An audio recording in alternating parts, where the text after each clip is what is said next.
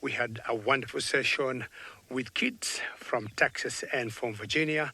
Now we are dealing with the adults, and we are very lucky to start with a Kori Bustard there on the road. And my name is David, and on camera today with me is Archie. A very warm welcome, and it's a warm welcome because it's equally very warm here. We are talking of 83 degrees Fahrenheit and 28 degrees Celsius. Most important, always, ladies and gentlemen, questions, comments, and what bird is that? That's a good question. Comment, wow, she looks beautiful. That's a great comment. And as usual, hashtag Safari Live on Twitter. Isn't that wonderful to start with such a beautiful bird? This bird here is called a bustard. Bustard. But of course, B-U-S-T-A-R-D, not B-A, B-U-S-T-A-R-D. And specifically, it's called a Kori Bustard. It's a rare bird to see. There are lots of them here in the Mara. And I'm guessing the one you're seeing on the screen there, it's a male. You've seen, see that? Sherry, how are you? And you're saying it's your very first time to see a Kori Bustard. Sherry, I'm very happy for you, and I hope this is going to add to your bird list or to your bird species. But Sherry, I also want to tell you something very special. You're very lucky to see this particular bird here because one, it is a male, and two, he is in what we call breeding plumage. If you look at him, Sherry, every few seconds, he is just blowing or ballooning his neck, and his neck looks quite big. So for that reason, I can tell for a fact that is a male. They're some of the heaviest flying birds. You see that? You see how get the feathers out? Yes, that's exactly what I'm talking about. And that's the breeding, or it's a male display. And of course, he will need to excite a female. Kori Bustard, we call them.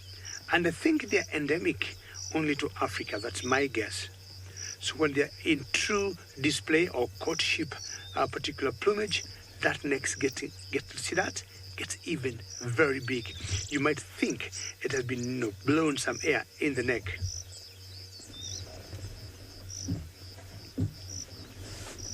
Rosalind, good question. What is a Kori Bustard? Well, I would only guess one thing. Rosalind, I would say martial eagles, and especially the females. Not fully grown like this, Rosalind. It's definitely the chicks. Otherwise, these ones are strong and they kick also pretty hard. So I would guess the chicks of this one could be hunted either by crowned eagles or by martial eagles, the females, because the females are huge and quite strong. Are you listening to me?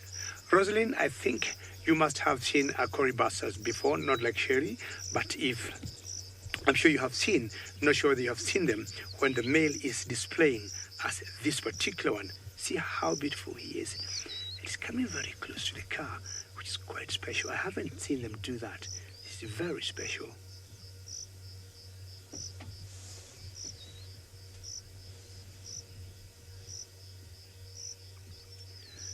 Nancy, good question. You're asking how these two birds compare in size between this one and the secretary bird. I would say the secretary bird is a little taller, Nancy, a little taller than this, and smallish, and they do not weigh as much. So taller, longer neck, and they are much lighter. Now the Kori Bustards, Nancy, if you look at it, it's very thickly built, and as I said earlier, they are the heaviest flying birds. Now, he's just moved forward, but we may have now to move on, and we just move back a little bit and find out what exactly he is feeding on. Kori Bustard, in general, like many birds, will feed on insects, small little grasshoppers, butterflies, anything they can catch. So he hasn't gone very far. I just want to back up a little bit so that we can have one more look of this very special bird. That's good, Archie? Okay. Let's have one more quick look of this very special male that is in proper display. We see them once in a while, but once, when we see them, very rarely we see them in that male display. I'm just hoping he's going to blow his neck up again, and you might think he got two necks, but I think they just expand the neck muscles and they got their feathers blown up and looking so huge, which is pretty cool and very special to watch. See that? And of course, very good to rub your feathers. And of course, if there'll be any females around, they'll definitely be attracted to him. And actually, even the crest on the head, it also goes up. So they'll catch any insect that will be flying there. As I said, butterflies or any beetles that will be flying. And that's what they feed on. Most birds will feed on both, green matter and also insect. So basically what he's doing is just feeding as he moves. Way back, I used to call the Kori bustard baby ostriches. That's before I went to college. Oh, you got a butterfly there? Oh, what kind of an insect is that?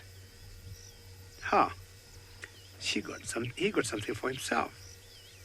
Very good hunter you are. And you notice just catching it, either he had to kill it, then swallowed it. How cool is that? So basically he's slowly hunting and feeding at the same time. So grab something, keep eating.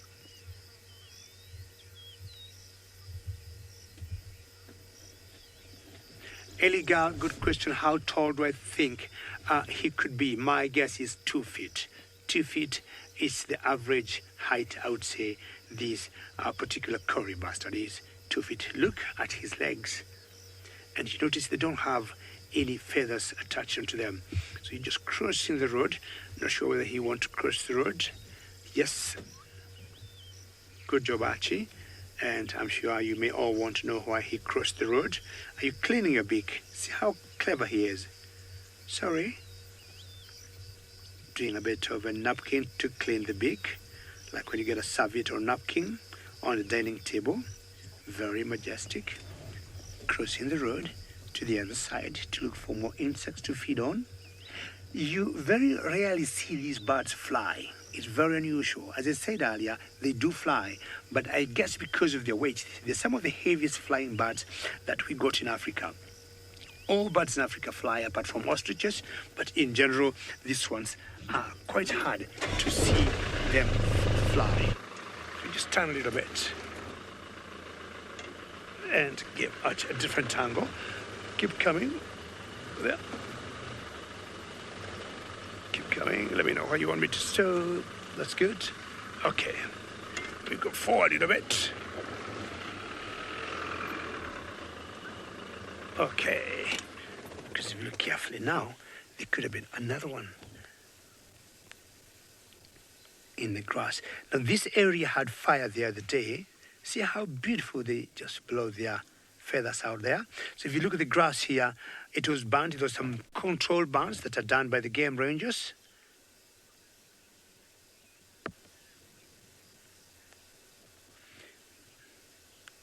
And it could be very good to capture more audience.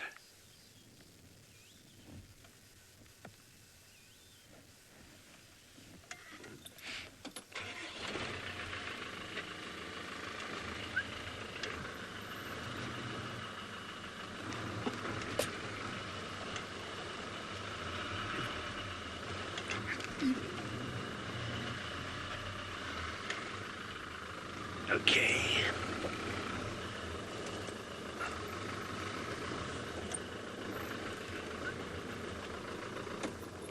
All right. Just trying to reposition myself to give Archie a pretty good angle because they're on the move. All good, all set.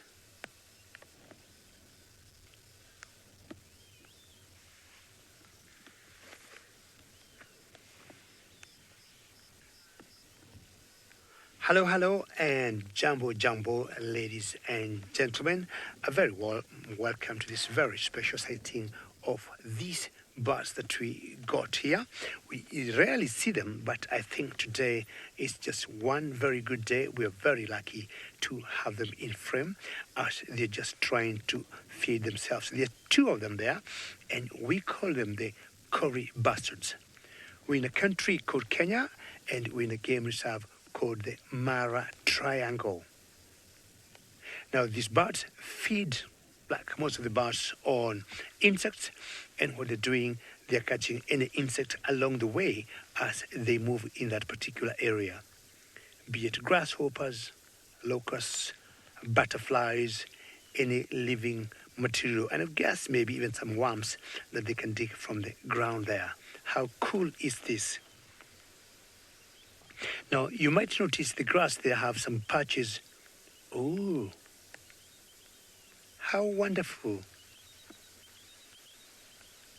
You see what exactly he's doing? How cool, just to see that. Now, these birds, when they're in breeding plumage, you will notice their necks get very huge and they tend to balloon their necks, and then all their feathers come out. That one is only done by the males and not the females. And what will happen is the males will have that display to excite the females. How cool is that? As you just saw him there on the ground, rubbing and trying to align his feathers. And I think he's in good shape to keep going. That's very, very special. So the area you see there I was talking about looks a bit burnt because what happened is we had some fires here that we call controlled fires that were done by the game rangers. But what happens after the fire stops, we have fresh grass coming up, which is very healthy to everything. Well, my name is David, and on camera is Archie. What I want to do is to back up a little bit so that we can have a better view of this. And that's a very great comment, and you're saying what a beautiful bird. So this car should move backwards. And it's very beautiful. Not sure you have seen it before. If you're seeing it for the first time, I hope you're going to improve your bird list.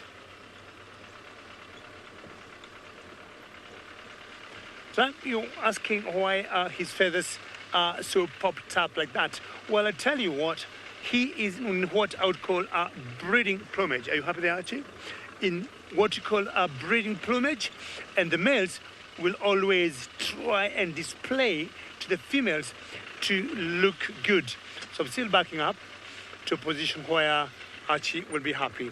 So, and by so doing, when we call the male display, they need to excite the girls, and they'll have the feathers out, and sometimes the whole neck look like they've got two necks, and the feathers on the neck go huge.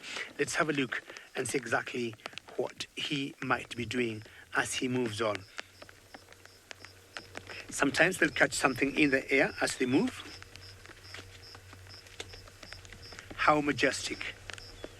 Again, as I said earlier, when I was a small boy, I used to call these baby ostriches because if you look at them, they take the shapes of ostriches, but they're not related.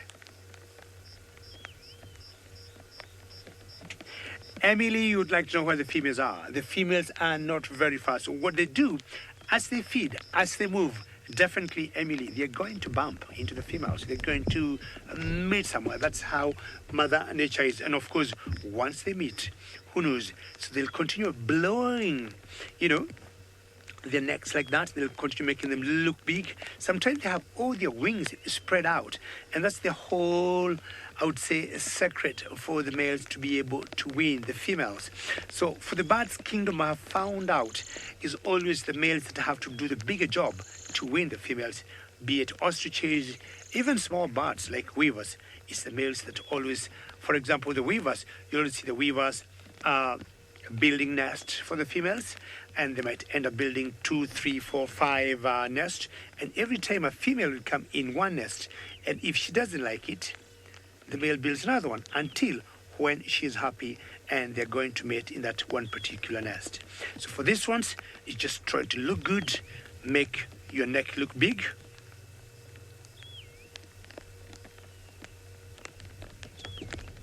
Gina, good question. And you'd like to know if the females will pick the males with the biggest neck. Absolutely 100%. That's the competition here. Because what the females will see in the males with the bigger necks is strong males. And of course, strong males will translate into good genes. Good genes will be guaranteed after mating. The chicks will definitely prosper and make it in life. That's a very good way to look at it, and a very good question. And that's exactly what would happen. The bigger, I would say, the better. Just like in the lion's kingdom, where you see males choosing, you see the lions, the lionesses choose the males with the biggest mane and dark manes. Well, Melanie, great comment there, Melanie, that you like the sound of the rain. I did not know that we have such good ambience that you can pick it from the canvas. And I'm going to keep quiet for a couple of seconds so that you can keep enjoying it as it's hitting our rooftop.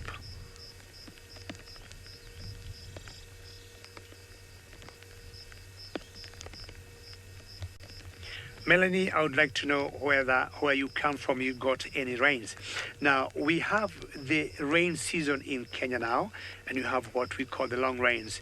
It has been raining almost every other day, and the day before yesterday, I had to power down because the rains were so heavy, the storm was big, and my friend Patrick also yesterday, he was hammered by the rains for about an hour, but this one, after some time, will always stop, and you're always back in business. The long rains might continue until maybe June or early July.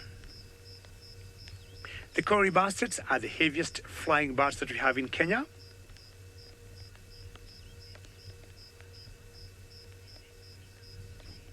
Megan, I like the way you're looking at them. They're not doing the popping of the necks as they were doing before because of the rain. It's very possible.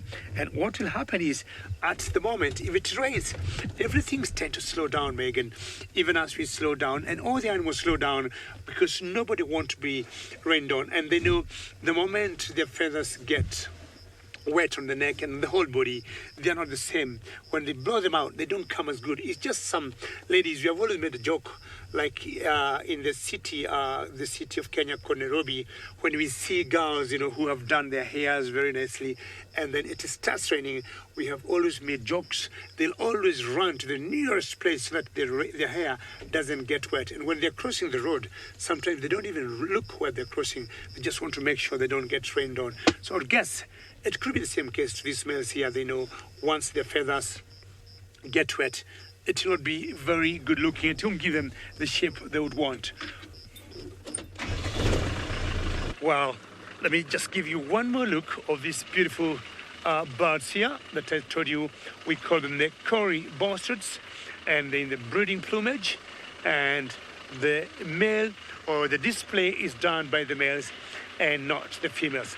Hopefully at one point they're going to get some girls and maybe they will mate, and we shall be seeing more of these, I would say not rare birds, but birds we rarely see where we are. I don't remember the last time I saw Kori Bustard. Are you happy, Archie? Keep coming. Okay. Let's have one more look, ladies and gentlemen, of these very beautiful birds that I guess are only endemic to Africa. Not sure where else I would think they could exist in the world. Have no idea. Baby ostriches? Not anymore. Now I know better. I have the right names for you. We have also other types, of, I would say, bustards in Kenya. So these ones have, I would say, made our day. Actually, if you allow me, I'll just wish to show the viewers the types of birds that we got here. So we also have different types of... Oh, right. Did you see it? To put the neck up, I didn't see that. But actually, let me just show you what we were just saying. Now, there's a particular one that's called the Denham's Bustard. You see that one, number 6 there? Just look at the male. That's the display of the male. Look at that. That's what you'd call male display, breeding plumage, and it just pops it up. And of course, once the girls see that, they get very excited. The females, when they see the male, just displaying like that.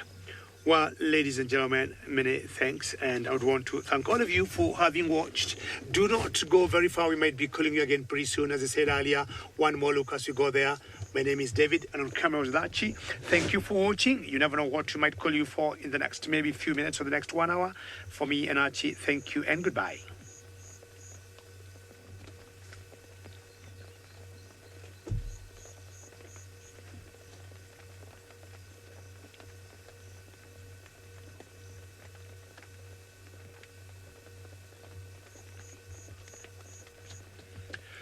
Well, ladies and gentlemen, thank you for staying there in the YouTube watching, and that to me should be pretty exciting from what we've seen and all the good comments that we're getting here from our rain covers.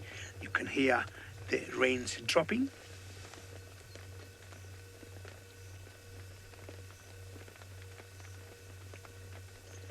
Either way, we are all very prepared. We got our raincoats, we got our gumboots, all looks pretty good. And ladies and gentlemen, as always, it's not only me who will be on safari today. In Kenya, of course, it's me, but in South Africa, we got Jamie and Ollie, and I'm sure Ollie would like to give you his biggest smile ever today.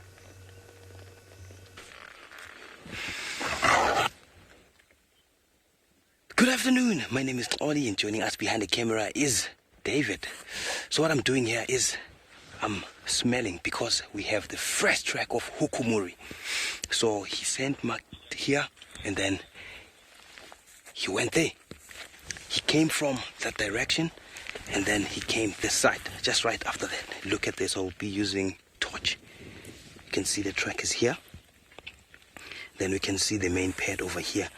1, 2, 3, 4 toes moving towards the north direction. And guess what?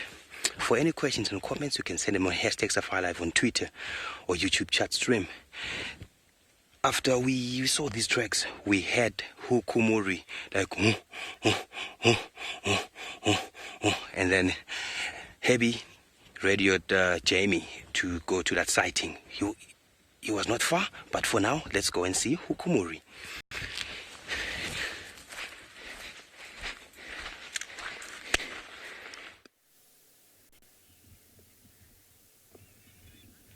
There you go. I knew we were onto something this afternoon when we started with those very fresh tracks when I could smell him.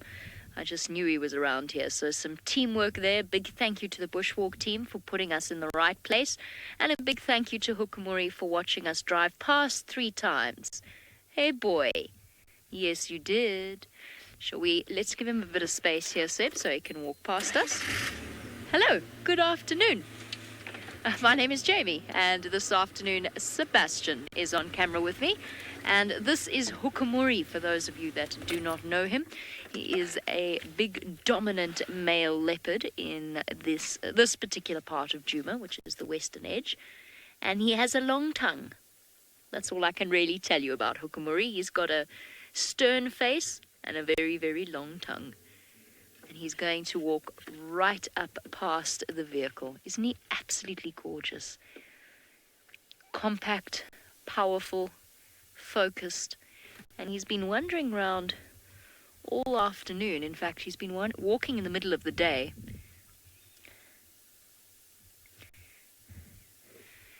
Tears from a Dream says that they so love his swagger. I know, he does have a swagger, doesn't he? He really, truly does. He's got a certain look to him that is unmatchable. Unmistakable, I think, is the word I'm looking for. He truly is a magnificent male leopard. Hey, my boy, aren't you? Here he goes, right past us. Thank you, Hukumuri, for that little sneaky video I got on my phone. At the same time, I was totally paying attention to everything that was going on. Very cool. All right, I'm going to start up and we're going to walk. You know where we're going to walk, Step? Walk? No, I mean where he's going to walk us, sorry. What I'm trying to say. Aubrey's Road and then to the Pans. Everywhere we've just been to check for him. We were just a bit ahead of time. Yeah.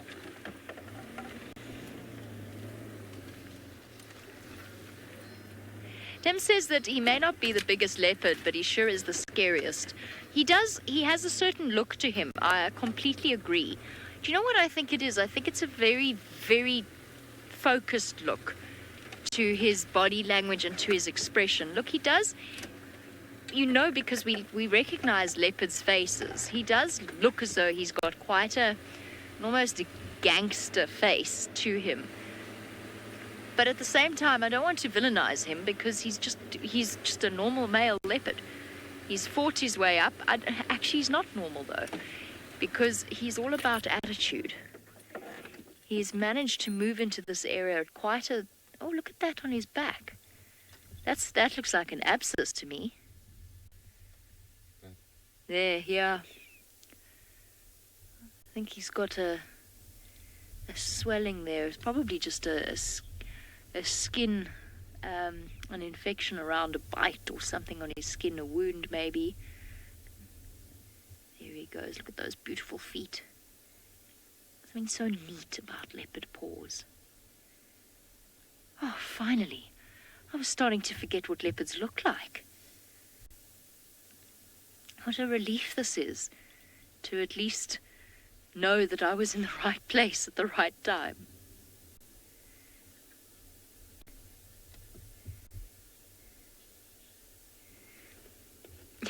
Faith is describing the emotional reactions of people to the hook.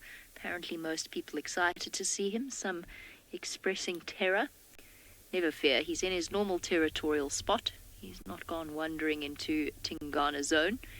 He's just being Hukumuri. Hey, Hook, listen, if you could lead me to Shadulu, I wouldn't mind. Should we go catch up, Seb? Yeah. Happy.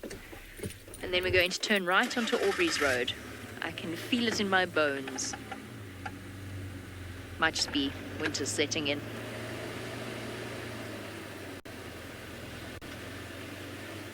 The first time I ever saw Hukumuri, I was very much struck by his intensity. He's an intense leopard. It's the only way I can describe him.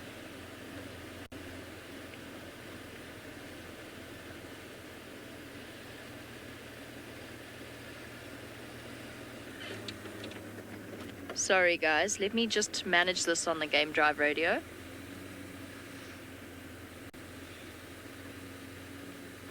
At one point we were driving so fast the drone nearly took off. The blades started turning of their own accord. He's nearly at Aubrey's Junction now.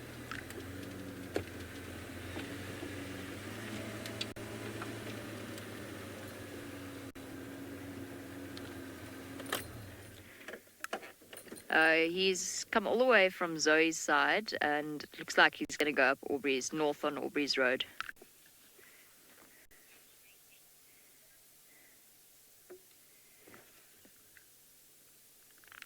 Copy, Rex. He's right at the junction now. I'll let you know if he turns north. Apparently someone was saying it's got something to do with his small ears that make him look so intimidating. Well, there is something to be said for that, you know. A leopard with overly large ears is not nearly as scary looking as a leopard with regular sized or small ears, I guess. I mean, I would never ever have described Tumba as scary looking at any point in his life, but he's still young. I wonder what Hasana will look like in a few years' time.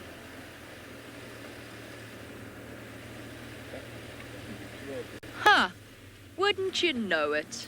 Right onto Aubrey's.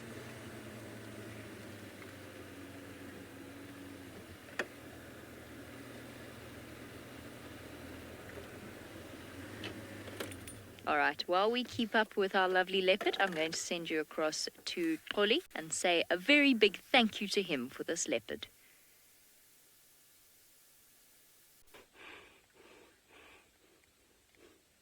The hawk! The hawk is Hukumuri. I'm not lucky. I'm not sure whether I will get a chance to see Hukumuri while I'm live, but I will get a chance, hopefully so, because I still have more days before my leave. So what happened was, Jamie, you are most welcome. Jamie just said thank you for helping with tracking. So what happened was we were searching and searching for a chameleon that we saw last night. And then we moved off there because we didn't find that chameleon. Because no chameleons, when the weather changes to this weather, they move into the thickets. So we couldn't find that chameleon. Then we went to this place where we found Hukumuri's fresh tracks. And what happened was, while we were still searching and smelling all the scent markings from Hukumuri, we heard him like sawing. But the sawing was lower than expected. You know why? It's because he's in the border of his territory. And then after that, it's Tingana's territory. Because Tingana was around the border yesterday night. Then Hebi said he thinks that Hukumuri might be smelling Tingana's presence. So that's why he called like that. And then the other interesting thing is that if Hukumuri is around here, Shidulu won't be much far. So we won't go for Shidulu. We had the elephants calling, like we had elephant like trumpeting, and then we going there to search. And then the Heavy said it's not far, maybe water holes, who knows.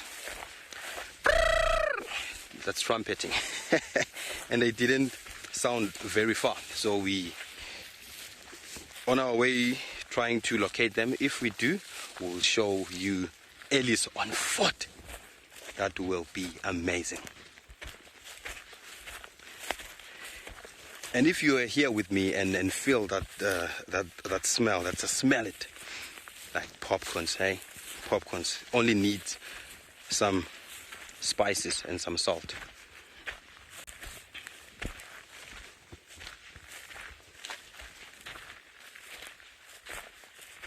Chaos in perfection. What Hukumuri's name? The meaning of Hukumuri's name. It's Hukumuri means chicken medicine. I don't know why they call him Hukumuri or chicken medicine. That's not my language. It's Shangaan language. I'm in Ndebele, so I don't know why they call him chicken medicine. Heavy. Why they call Hukumuri Hukumuri? You don't know. Heavy doesn't know also. He's also Shangaan, but he doesn't know why they've called Hukumuri that name. But it's not a bad name, hey? And Shidulu, interestingly, Shidulu, it's a termite mound. I don't know why they've called Shidulu a termite mound. Or maybe they've seen the first sighting of Shidulu was on a termite mound. I don't know. Yes, Faith in FC, she's saying shame, poor leopard. You know, there are few names I don't understand, because there's this one male which is called Quarantine. I don't know why they call these males or these leopards with these names. But it's all about the behavior or the landscape. Who knows? I'm so excited, because this simply means I'm not far, I'm so close to see Hukumuri live. And it was going to be precious and amazing to see Hukumuri on foot.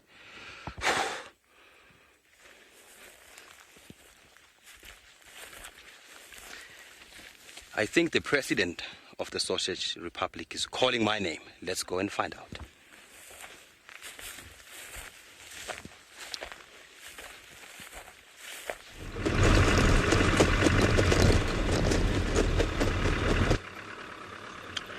Very correct, Oli, and keep walking, Oli. And I'm surprised you did not spot Hukumuri on foot, because I'm sure that could be another action broadcast like what I just had with those Kori Bustards. Spotting a leopard on foot is something very special. Well, I'm already in the Sausage Republic, and this is one route I have not done for quite some time. And I thought I'll try from here going, I would say, southeast. That's my southeast. And hopefully today, and hopefully I'll be able to see them. Because today we are going to day number 7. Missing in action. And I've always noticed when they go missing in action, it's always the 7th or the 8th day that they show up. So I want us all to cross fingers and hopefully we'll see them. And I'm sure I've said this many times and I want to say it again. The biggest challenge we've got now, it is the long grass. So you can just see it in front of me. I mean, it's this height. We are talking about almost 6 feet, 2 meters is very long. And the long rains have just started. So you would imagine if anything will happen to this grass, and I doubt it'll grow much taller than it is now, but it's going to grow much taller. We shall be talking of about 7 feet, and that will be very high.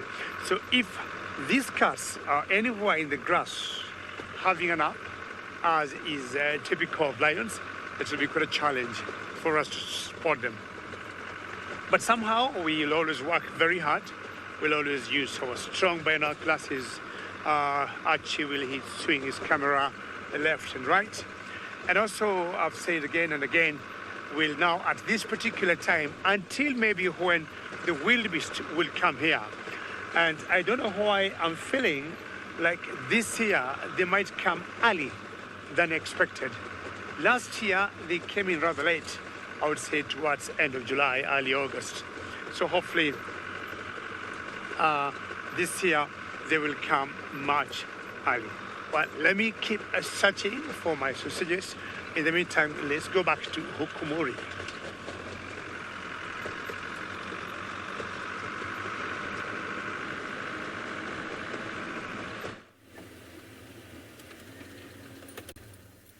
You can find them, Gigi. I know you can. We've managed to stick with Hukumori. He's made it quite easy by staying on the road. And I've just noticed how skinny his tail is. You have a really, really skinny tail at the top there. I don't know if it's just because I'm looking for differences in him. It looks like an old scar there, which might explain why it's so thin. Yes, he does. Oh, that must have been a really nasty injury whenever that happened. It was probably many years ago. It looks like his tail was completely split open. There's, of course, another vehicle in the sighting with us, so you will see it. No, don't you vanish on me. I've made this mistake before, in this exact spot, where I was following Hukumori, all was fine, and then he was gone. Phew. Vanished completely. I'm not going to let that happen again. Alrighty. Just listening to the Game Drive radio. Oh, okay. Hold on, everyone. I'm just going to scoot around the Game Drive vehicle. Rex, you happy? Sharp, thanks and for. No problem. Anytime. I'm being thanked for the leopard by the Vuurteller guests who are regular Safari Live fans and are thrilled to see Hukumori. One quick shot for Seb, and then we'll try get round in front of him in a bit. Actually, that probably was my window to get round in front of him. But oh well. Yeah, should we go, Seb? Before we block Rex completely. Hukumori, if you could go and pose on a termite mound. Apparently lots of you agreeing with me that he has a skinny tail. He definitely has a skinny tail. Wait, this is the game path. I thought we were further on this road. He normally disappears up here. But not today. Listen, Hook. Would you like to go stationary for a little bit so we can talk about your face and not your bottom?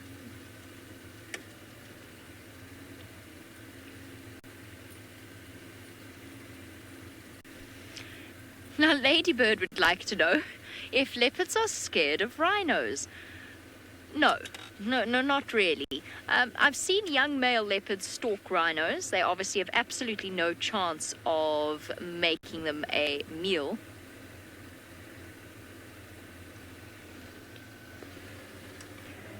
Okay, I'm going to move a bit for Rex. What was I talking about? Oh, I've seen young male leopards stalk rhino, but they're not a threat to them. They're never ever going to prey upon them.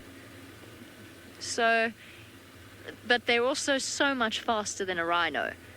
They really are capable of great turns of speed in a way that a rhino just isn't. So the chances of a rhino even getting close enough to a leopard for it to be an issue. Sorry, Seb. The stump was thicker than I expected. My sincerest apologies. Okay, I'm just going to let Rex come past us here. There we go. So we're just playing leapfrog for views of Hukumuri while he's walking on this road. And I think Aubrey's also coming to join us as well. Seb, you in one piece there, huh? Good. What happened as I stood up? Oh no, I'm sorry. Now, Bob's worried about the abscess on Hukumuri's back and whether or not it will be a problem for him. It's so hard to tell without actually seeing it properly. I don't know if it's an abscess. That was just my first thought. It could be, I suppose it could be fluid buildup under the skin or something, but that's essentially the same effect. The only reason why it might potentially be a problem is because it is on his spine. But these animals have such amazing immune systems that honestly I don't think so. I think he'll be absolutely fine. These bumps and lumps and scrapes and bruises are all part and parcel of wildlife out here. I don't think that it's going to be something that causes him any serious distress. I hope that it's not, obviously. Ideally, we want him to be as healthy and happy as possible. Most importantly, because now at this point, now that he has reproduced, the safety of the cubs depend upon his safety as well.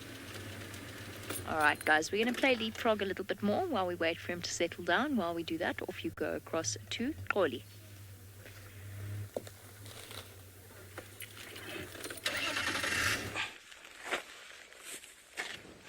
Yes, I'm still here, trying to locate those elephants. Who knows, we might see elephants on foot, but they have something interesting here. Can you see it, David? Bring it here. Do you see what this is? It's a ball that is made from droppings. I don't know which droppings, but a telecorporate, which is a raw down-rolling beetle, made this. Yeah, and it looks as if it's been planned. It's been like perfectly measured and perfectly constructed, you know. So what they do is they will dig a hole and then they will put this in there and then they will cover that. But I don't know what happened with this one because I just found it around here, just outside. Or maybe a male tried to do this to show off to the female. Then the female said, no, this is a small dung beetle. I don't do small dungs, you know. So, but I believe there's something here. Who knows? Maybe there's something here. I truly believe there's something here.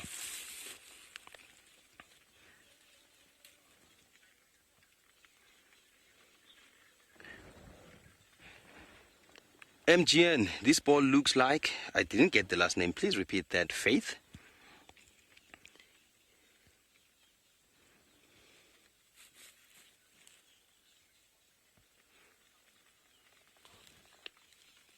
Oh, a cock. It looks like a cock. Yes, it does, hey? And look at the shape. And this, it's like a marble. But let me try and play this game here, because I think this ball is good. Let me try, because we used to do this when we were boys. Let me see where I'll do it. I have to blow this. Do you see it?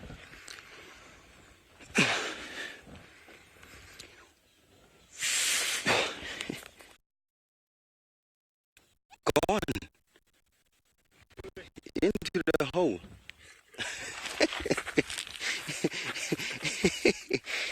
went into the hole.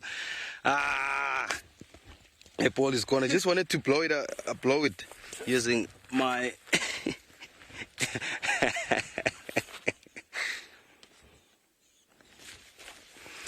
yeah, we still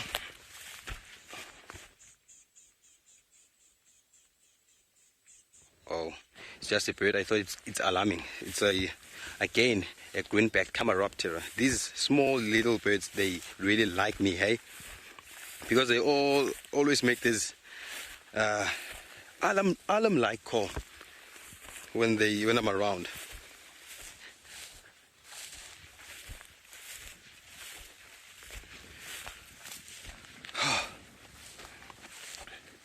Davidito, do you get a nice picture there?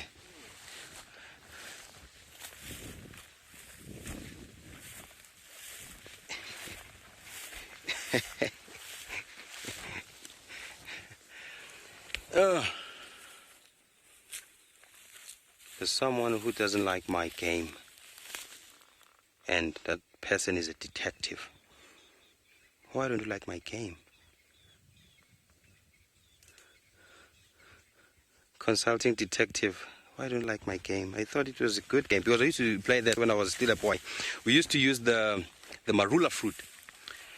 So when it's still green, I just put it here and then we do like this. I have a scrub hair dropping. Then it will just go here, and while you keep on blowing. Yes. So hopefully we'll be finding great things. I can't find a pretty flower.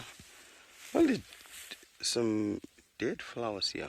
And this interesting plant I've been passing, I thought I will find maybe the one that's still green. You can see this plant over here. It's dry now. Still, it's dry. It's called a sesame, wild sesame. And we use this plant as a spinach because it has this sticky leaves. So we use these things, we eat them, and then we collect them, a lot of them, because they have these small leaves. So we're able to collect a lot and lots of leaves so that we can have enough spinach. Nice one. Let's leave that plant of mine because I'm trying to look for great things. Huh.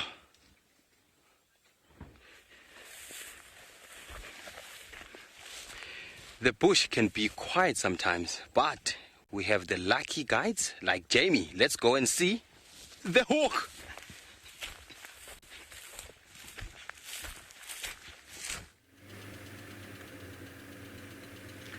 It can be very quiet, and today is my first day I've got lucky in quite a while in terms of animal sightings. I was beginning to forget what leopards look like, and I might still at this speed. Oh, has he gone off? Looks like he has. This is how he disappeared the last time. So hold on, sorry, oh, there he is. We're stuck at the moment. Oh, he's going to the Hyena Den. He's on the old Hyena Den road. Hold on. I'm just going to have to move up behind one of the vehicles so you can see him. There he is. Hopefully now we can just jump ahead for a little bit. This is where our vehicles come into their own because they're about half the length of the other vehicles. So when it comes to getting through places like this, we have an easier time of things. That, and we don't have a group of guests on the back. We just have Seb and his camera. And obviously Seb is no less precious than a group of guests, but he's quite good at dealing with the bumps and jerks that go with this whole process. What did I say to you, Seb? First of all, he's going to go down Aubrey's Road. Second of all, he's going to make us work. Yes, and here we go. And here we go.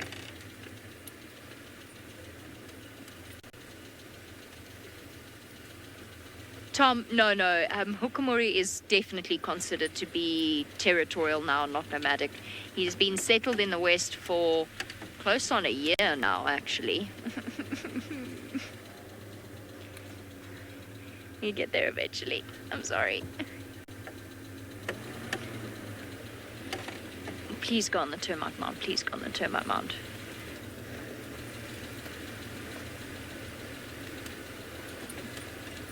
Where's he gone?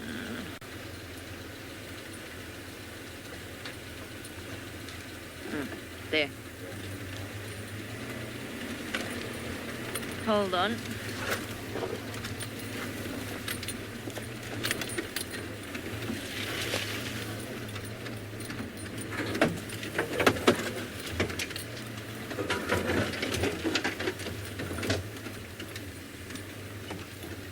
There he is at the Hyena Den. Oh, here he goes. So this is the old Hyena Den. I'm just turning down my game drive radio. There's much discussion about him. That's the entrance where we saw Plonk arrive for the well, I first saw Plonk, certainly. He's standing right there. Obviously, this Hyena Den no longer active, or at least not active at the moment, with its beautiful chloris grass. It's always been one of the prettier dens. Nope, nothing to see there. And back towards the sandy patch pans. That's exactly where Herbie said he was going to go. Well, all in all, we've done quite well. He's actually quite predictable so far as leopards go. So yes, he's territorial through and through. He's bred with Shidulu and probably other female leopards as well, quite possibly Tiani, I would say. It's a strong possibility. Oh, let's catch him. Oh, this is how he disappeared the last time. Long grass.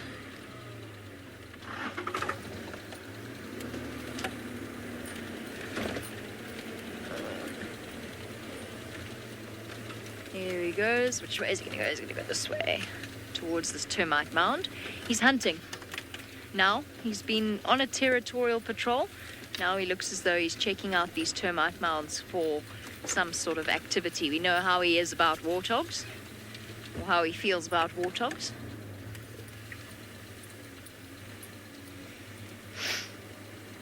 Sorry, I'm going to have to go with this gap. Chris wanted to know if he was on a hunt or a territorial patrol. He's been patrolling his territory, but he's hungry too. You can see he's empty-bellied. He hasn't quite got to the Tingana stage or Tundi stage of saggy belly skin yet, but he's still quite young. But he is hungry. So it's always impossible to say for certain whether a leopard is hunting or on a territorial patrol. When they're calling, they're not hunting. But if they hear something, they'll stop calling and they'll start hunting. So that transition period, we don't always pick up on. You can usually see from the body language, but we don't always see that transition period because we don't hear the way they do. See, he's heard something. No, he's not.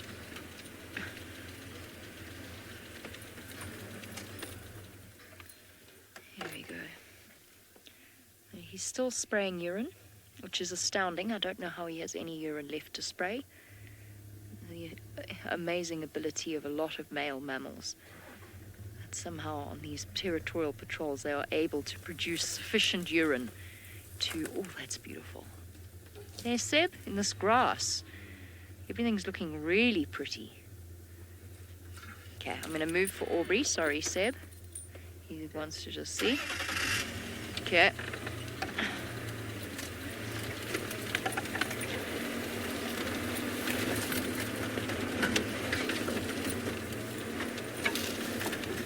You good?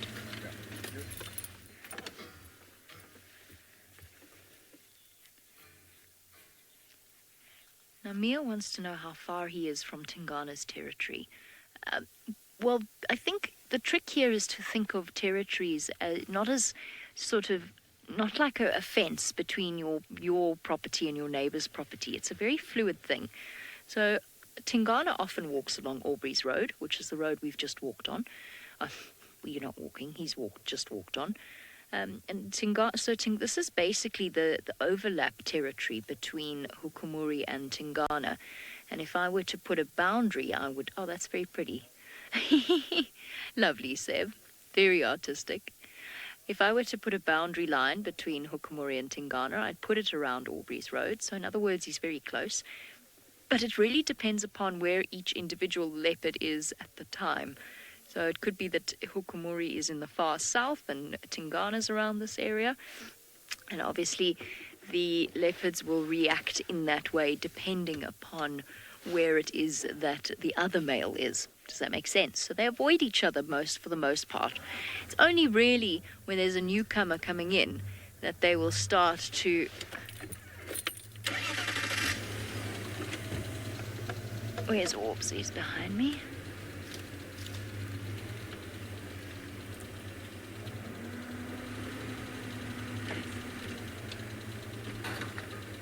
Okay, as we shuffle through this patch of very dense vegetation, let's go across to Gigi, who I think will tell you that the long rains have well and truly arrived.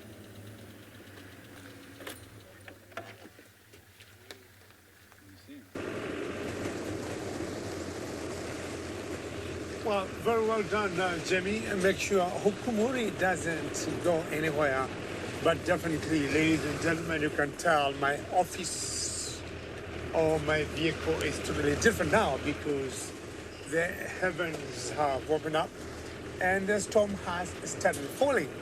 Earlier, you remember I was talking about the long rains. In Kenya, ideally, we have summer all around the year. We don't have, say, the fall, winter, those kind of seasons. Here in Kenya, we got like summer all around the year until when it starts to rain and the vehicle starts going left and right. Anyhow, apart from summer, the summer is broken by two rainfall seasons. The first one are the long rains, the first season, long rains that should have started, should have started in March, but I would say they have officially started in April, and they may go on until sometimes in June or July. Those are the long rains, sometimes very heavy.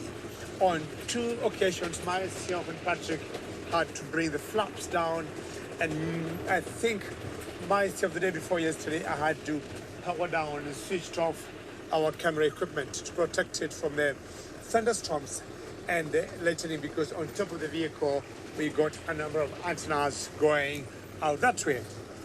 Now, after the long range, we should end, if nothing changes, late June or early July. Then we have some nice warm season. But July happens to be a very cold month in Kenya. This is what we call our winter.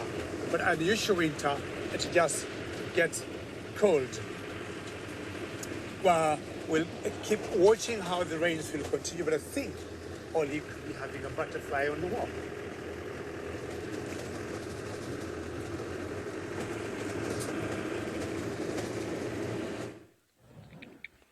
Thank you, Mr. President. We have something pretty here.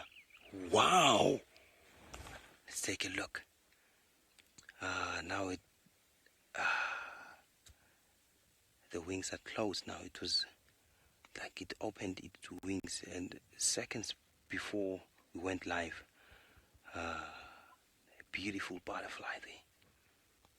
And then me and Heavy and David, we were going for a spotted blue, because when it opens its wings, it's blue on top, and then it has these bluish spots again, and it also has these white spots.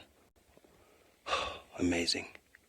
I'm looking you through this 3-on grass, taking a good look. Amazing, hey? That guy is still there. That's why I'm keeping a distance. Paula, yes, this is awesome. Yeah, let's wait. I think you open. Yeah, it goes. Oh, there. I'm keeping a good distance. I don't want to disturb it.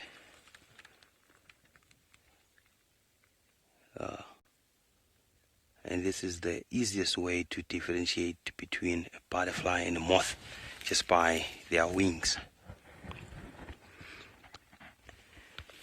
butterfly will close its wings when stationary, and then a moth will open its wings when stationary. And it has these tail-like things on its wings, like a swallowtail butterfly. So if you know this butterfly, you can send that on #SafariLife on Twitter. But I go with the spotted blue, and it has this white underpart with black spots. Oh, wow.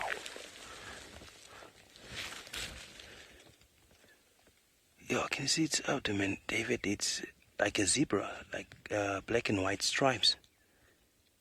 Awesome.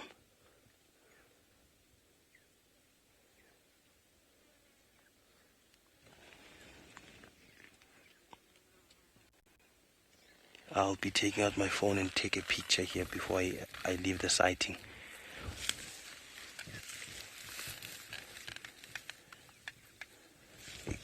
You can see the tail, David?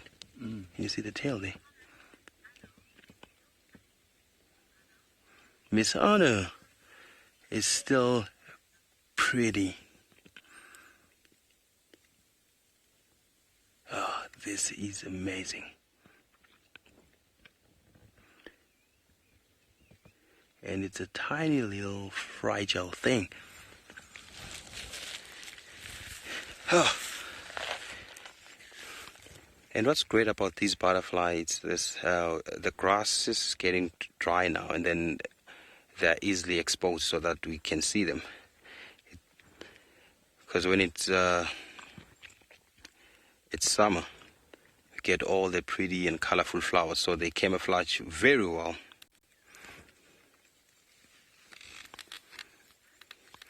Mrs. Lapwing, she is agreeing with me that this is a spotted blue. Yes, we're right.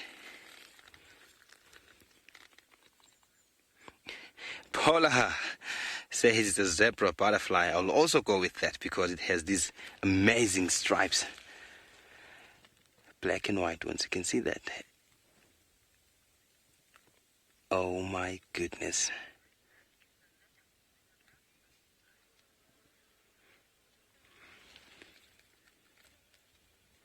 Leopard zebra butterfly. Yeah, I can also agree with that. I think that one is from Brent. Yeah, because it has all the zebra colors and the spots like a cheetah and a leopard. So, leopard zebra butterfly, I think I'll go with that one, even if it's not its true name. But I like it. Oh, I'm making David to bend on his knees. Sorry, David. But this is a position where you get all the small little things and exciting.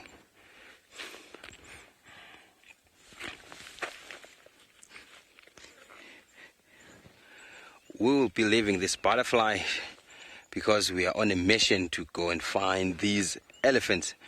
But for now, let's go to Jamie with Hukumuri.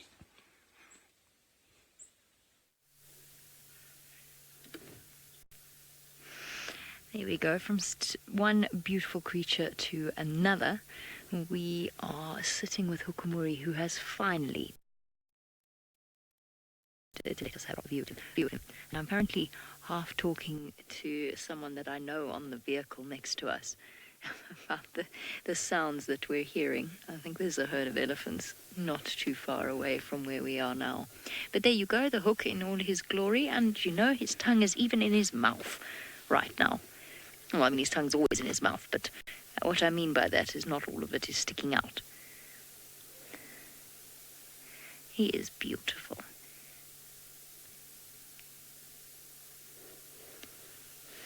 Oh, there they are. Seb, yeah. To your left. There is an elephant and a very tiny baby. A very, very tiny baby. Oh, sweet. He's so cute. How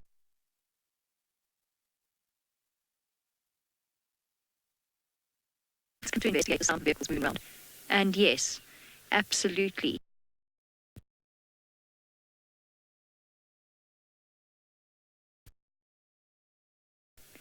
We have a question coming through from someone who didn't pick up at the whether elephants will chase the leopards in the same way they do lions and wild dogs. Yes, they will. If they see them, they absolutely will. I mean, they're not really a threat to something like a leopard. A leopard can move so quickly and so secretively out of their way that they've got less chance of actually seeing a leopard. And now as these elephants disappear, you'll see that Hook is completely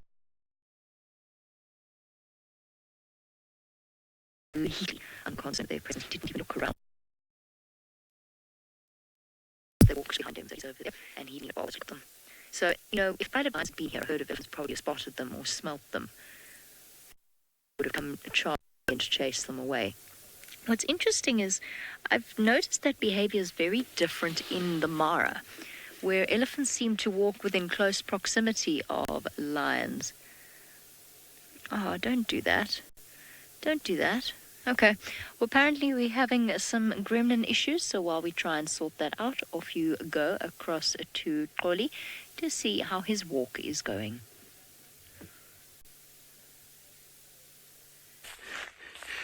We have another butterfly here.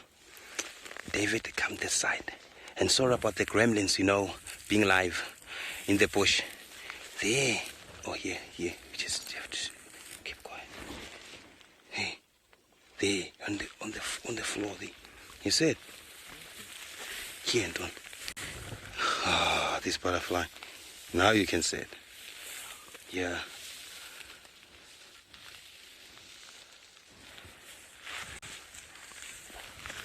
You see it? Yeah, it's there. You see it? If you come from the side, yeah, you see it. From the side, it's just there, straight. This gap. See it? Oh, yeah. Pretty, hey?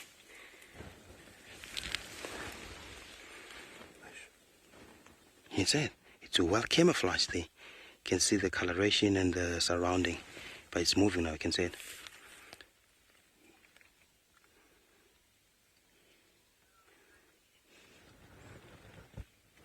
Can't see anything. I got him. You got him. Okay, thank you, David. What a nice one there. Yeah, this is awesome. Well camouflaged. Just imagine if you were a predator, you would have passed this butterfly. Because when they close their wings, you won't see anything. That goes when they open their wings. It's something else because they are brown in color. Then they blend in very well with their surrounding. So amazing. And it's trying to hide as much as possible. Ben, yes, this camouflage is amazing. And look, I think it's trying to move a little bit. Maybe it's trying to confuse us with a leaf. Maybe it doesn't know that it's been spotted.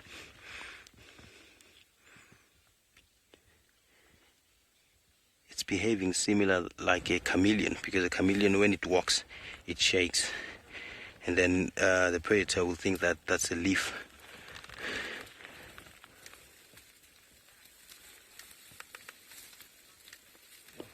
Walter, the wings moving like this is so cool. Yes, indeed. Because it's trying by all means to camouflage itself here. Oh, this is so cool. Got him, David? Ooh. This one deserves a screenshot. And look at that orange color.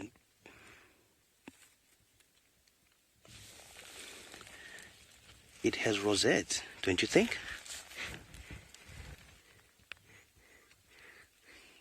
Yes. I think the gremlins are great. We fought them. Then for now, while we're pushing forward, but we've been disturbed by these pretty little things, we'll go to the elephant area. But for now, let's go to Jamie with the hook. Ollie, you're not allowed to say that you think that gremlins are great. We have an all-out wild earth war against gremlins. We don't think that they're great at all. We think they're awful things and should be beaten away with sticks, ideally.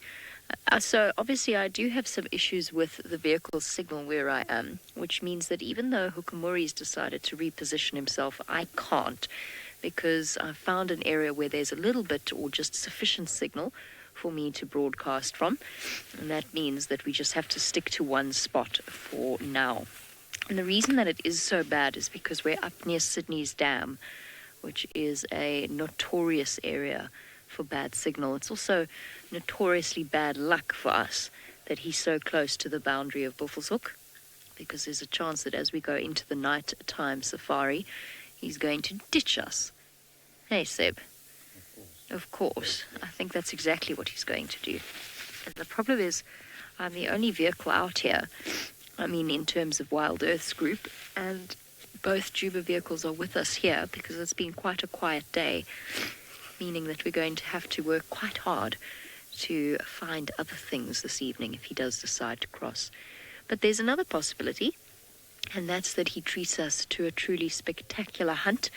Now, one of the things that we were concerned about as we go into these nighttime safaris, and we spoke about it quite a lot when it was first raised, was the fact that we worry about trying to follow leopards hunting off-road in a very thick area. And it was something that, you know, as guides, we said, look, we'll compromise them so badly if we're not careful in how we go about watching them hunt. And there's absolutely no doubt in my mind that we do have the potential to do that. Because how often do we see live leopard kills during the day? And how often do we arrive with them with fresh kills in the morning? And I would say that they're doing the vast majority of the hunting, successful hunting at night. They're still hunting the day, but the successful hunts, I would say, at night. That's where the drone becomes very useful, because it will actually allow us, as he moves through this area, if he moves through this area, we'll be able to stick with him and watch him as he goes about his hunting without disturbing him. Oh, Fred, you want to know what happened to the elephant and the calf that were near Hukumuri? He's gone. I mean, she's gone, sorry. Hukumuri's still here. The elephant's just walked away. Oh, excuse me. Thank you, sorry. I don't know what's gone up my nose. Oh, but... Popcorn. Popcorn, yes. Maybe I'm allergic to leopard pee. As soon as I start sneezing, it means that there's a leopard somewhere close. That would be useful. That would be a useful allergy to have. Well, sort of. No, the elephants walked away. They didn't even see Hukumuri. So they're already long gone. They've moved towards, I think they're going to go and drink at Gallagher Pan, to be honest. Linda, yes, I think there's a possibility that he's looking for warthogs. So, as you know, we have seen Hukumuri kill warthogs before. Sorry, everyone. Trying to keep the next sneeze controlled.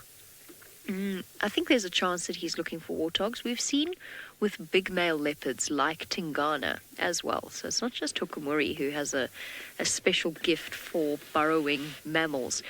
We've seen with Tingana that he'll go to an active warthog burrow or an aardvark burrow and actually sit outside the entrance for hours and hours and hours, waiting either for a warthog to come home or for an aardvark to come out at night. So that is something that we've seen happen before, and I think there's a good chance that Hukumuri is doing the same. He might know something about this termite mound that we don't. And I've seen a lioness hunting zebra, walking towards a herd of zebra, and change her direction and go after a warthog that she must have heard snuffling about over a distance of 300 meters or so away from her, possibly even more, over the sound of my engine running as I was following behind her. So what they hear is, we can't begin to imagine exactly the level of detail that their ears are able to make out. So who knows what he's heard scratching about under this termite mound or perhaps nearby. You know, I would love to be able to read their mind for a day just to figure out exactly how they plan their hunting route, essentially. The hunting process. So often I've watched hunts where I've thought that the chances of success were clear, and the cats just give up. Or they've gone for a hunt that seems completely crazy to me and been successful. They've obviously, there's so much more going on in their minds that we don't actually know about. And the most basic hunt is for us when we see an animal and we see its prey and we watch it move towards its prey. But there's a lot more to the hunt than that. That's the simplest version.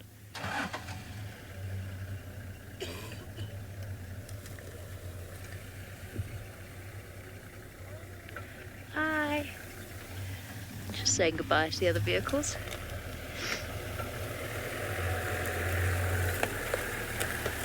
Short tricks.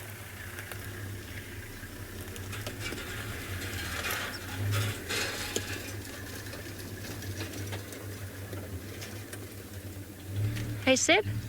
And then there was one vehicle. Yay! One vehicle, at least. Oh, now we... His head is up. He's looking out across towards the rainy west. And many of you asking about Hosanna, apparently. I'm afraid I have no updates for you. It's not uncommon for young male leopards of Hosanna's age to disappear for extended periods of time as they go about their explorations. Tumba's done it to us before. Oh, he's gorgeous. Come on, look at him. He's beautiful. He's not scary. He's gorgeous. I think he's lovely.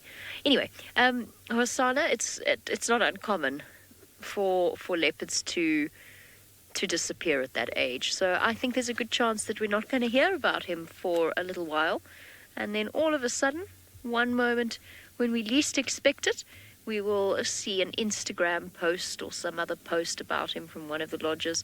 Could be absolutely anywhere. Although I hope he decides to stick around in the Sabi Sands, because it means that we'll be able to keep track of him slightly more easily.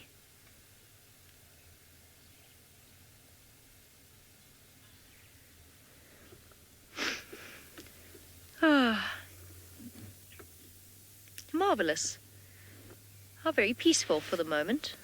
But now it means I'm probably going to have to direct somebody else in here quite soon. Oh, the fire break is so close. We're really, really close to the boundary of Djuma and Buffelshoek. He's still listening. He's heard something. I'm convinced that he's actually hunting. It's just not as we would think of a hunting cat. He's waiting for something.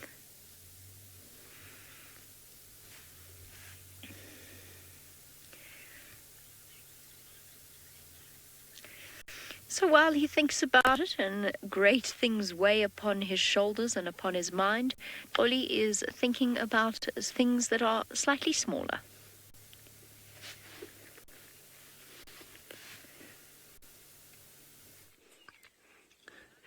There are things that are catching our eyes and taking all the attention, but we're still on our way to those alleys. We have a grasshopper here. Camouflage. Here, David, you said. Yeah, nice one. And this one, I'm grown up now, I'm an adult. Here, you can see it, here. Yeah, it's well camouflaged. I'm an adult now, but when I was still a boy, I used to eat these things. Just like this, just grab it and eat it. Just eat. As much as you can, because yeah, it's very crazy camouflage. Yes, Faith. When I was still a boy, we used to take our dogs to the bush. Maybe it would be like a group of 5 young little boys with 10 or 15 dogs, and then moving around, walking around. And if you see these guys, we just catch them and eat them. I know it sounds very crazy, but we can also cook this, because I used to do that when I was still a boy. If you get these big ones, you have to collect a lot and then you have to eat them. But now I'm in the conservation department. I don't have to eat that. I know all the beauty of these insects and how they contribute to nature.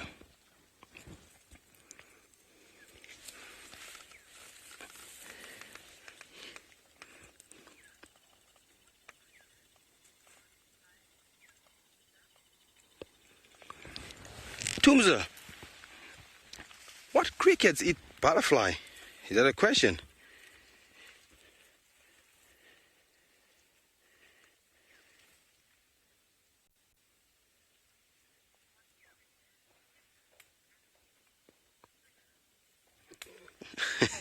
Or what critters eat?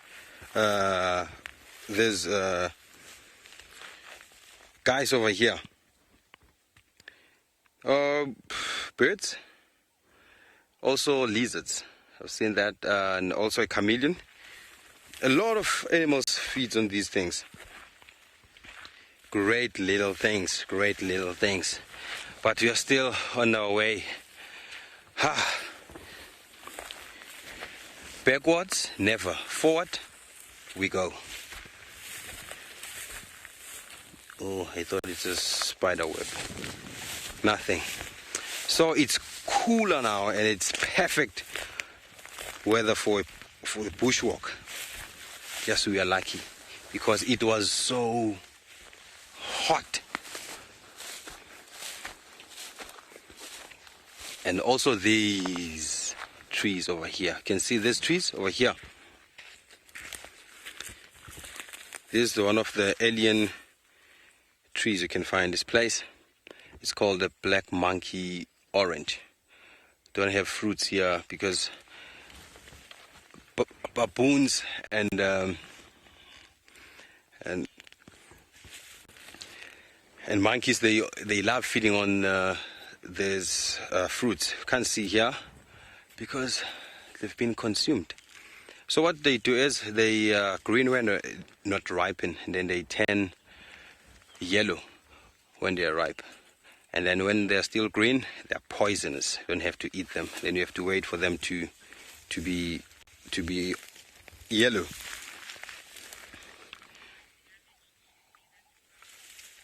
Oh, some viewers are like asking themselves, how did I manage to see that grasshopper? You know, when you walking in these grasses like this, then you will see something jumping out, and then that's when you can spot them. Hey, we have a nice butterfly here. But if it wasn't that, I would have seen that grasshopper. We have this beautiful, amazing coloration here. Oh, please. Sure.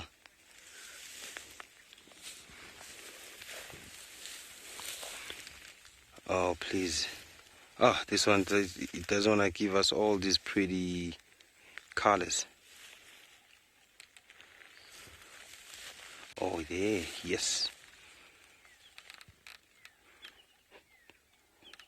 I think this one was reading our minds that we are on our way to see the elephant, so it doesn't want to waste our time. Oh, there, David. Got it.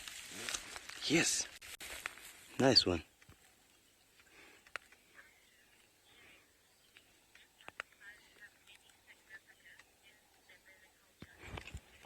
James, do butterflies have any significance in the Ndebele culture?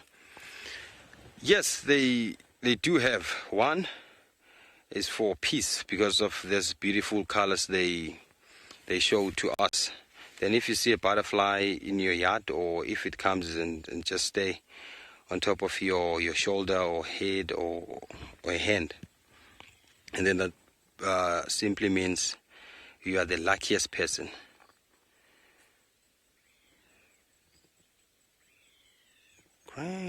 That's a bird. It's a woodpecker. Wish I can see that, but it's far. Amazing, hey? And this one looks like a monarch butterfly. Yes, I think it's a monarch butterfly. What do you think? David is getting a closer view there, so he needs to be extra careful. Stay. Move forward. Forward again. Okay. Yo, you saw him. Let's see the upper part, because we're looking at the under part of this butterfly.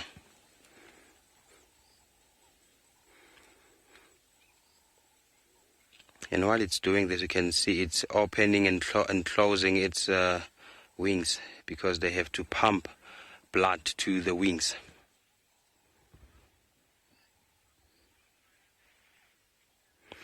Minamu wants to know how butterflies help the environment. What I know of that is that they pollinate. That's why you find them in the flowers, and then they'll go to another flower, and then they will just leave that pollen there. And that's how we have all these pretty plants with amazing flowers. They are pollinators.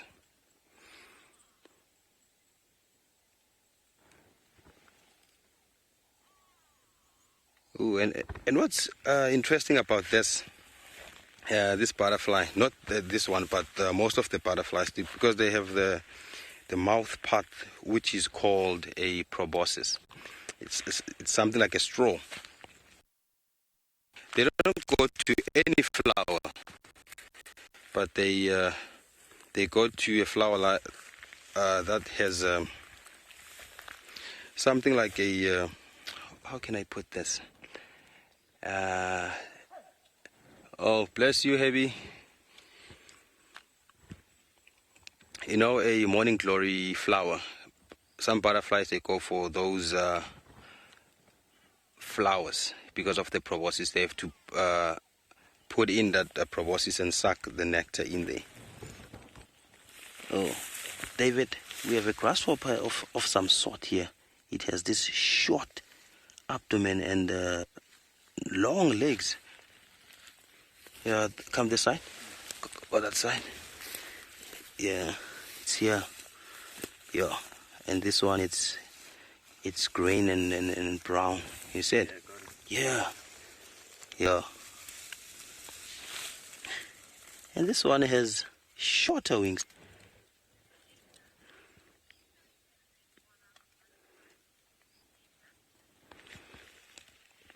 Lisa wants to know, do we get monarch butterflies here? Yes, we do, Lisa. We do have a lot of monarch butterflies.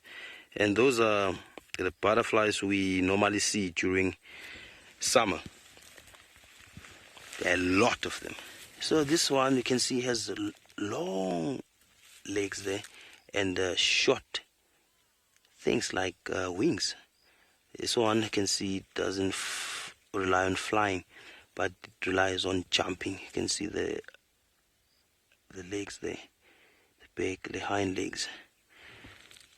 Beautiful. And look at those antennas, they are long. Can you see them, David? Yo. And it's giving you a nice pose there. It's looking straight into your eyes. This is cool, hey? Oh, it's giving a nice scratch there with its hind leg.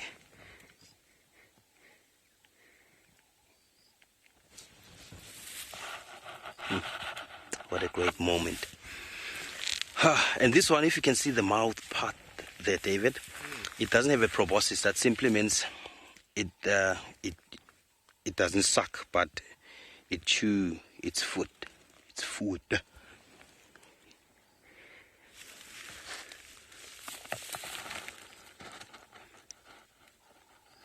So they have a different strategy compared to the butterfly we're looking at.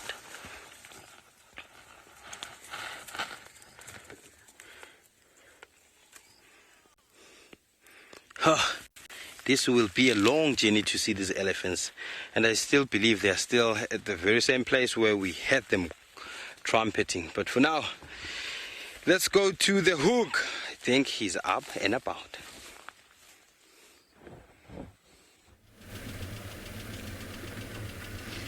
I've got bad news. He's up and about and he's going straight towards the boundary. No, Kori. Oh, sorry. More sorries. This is a bad area. This is our burrow. Any moment now, the ground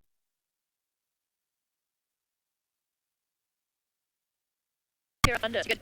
Okay. I hate it, my Cameron. Try not to. You do it. I know you.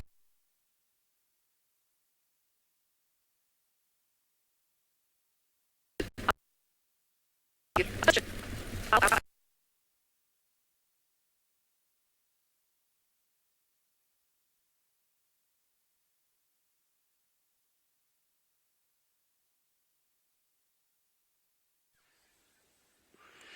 Yes, we still with our, because David didn't want to leave the sighting.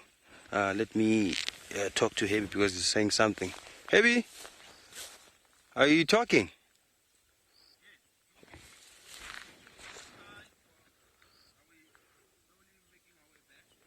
We'll just take a loop to that water hole and see what's happening. Then we'll decide from there.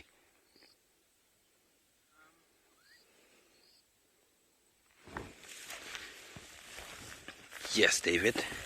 I think we are in the right spot because there's another grasshopper here, David. Here. You see it? See a small grasshopper here. Away.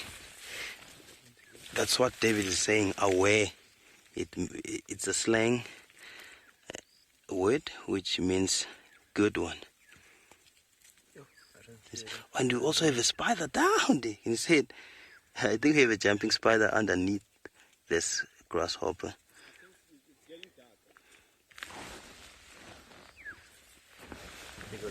Yeah, here. Here's a spider. Just underneath here. Can you see it? Here. A jumping spider. Yeah, come this side. Yeah, let me give you a hand.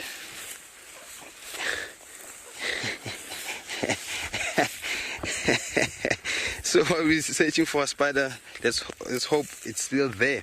Let's go to the president of the Mara.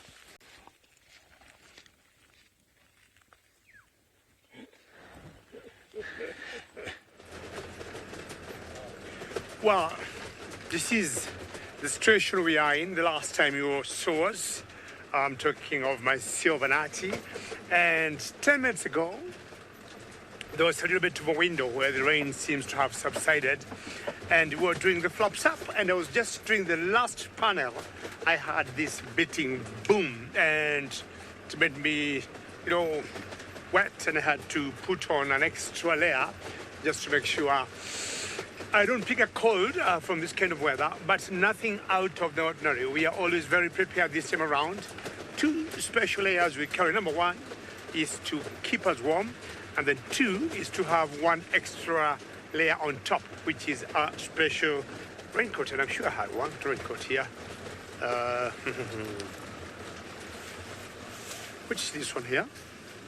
And this is not very bad.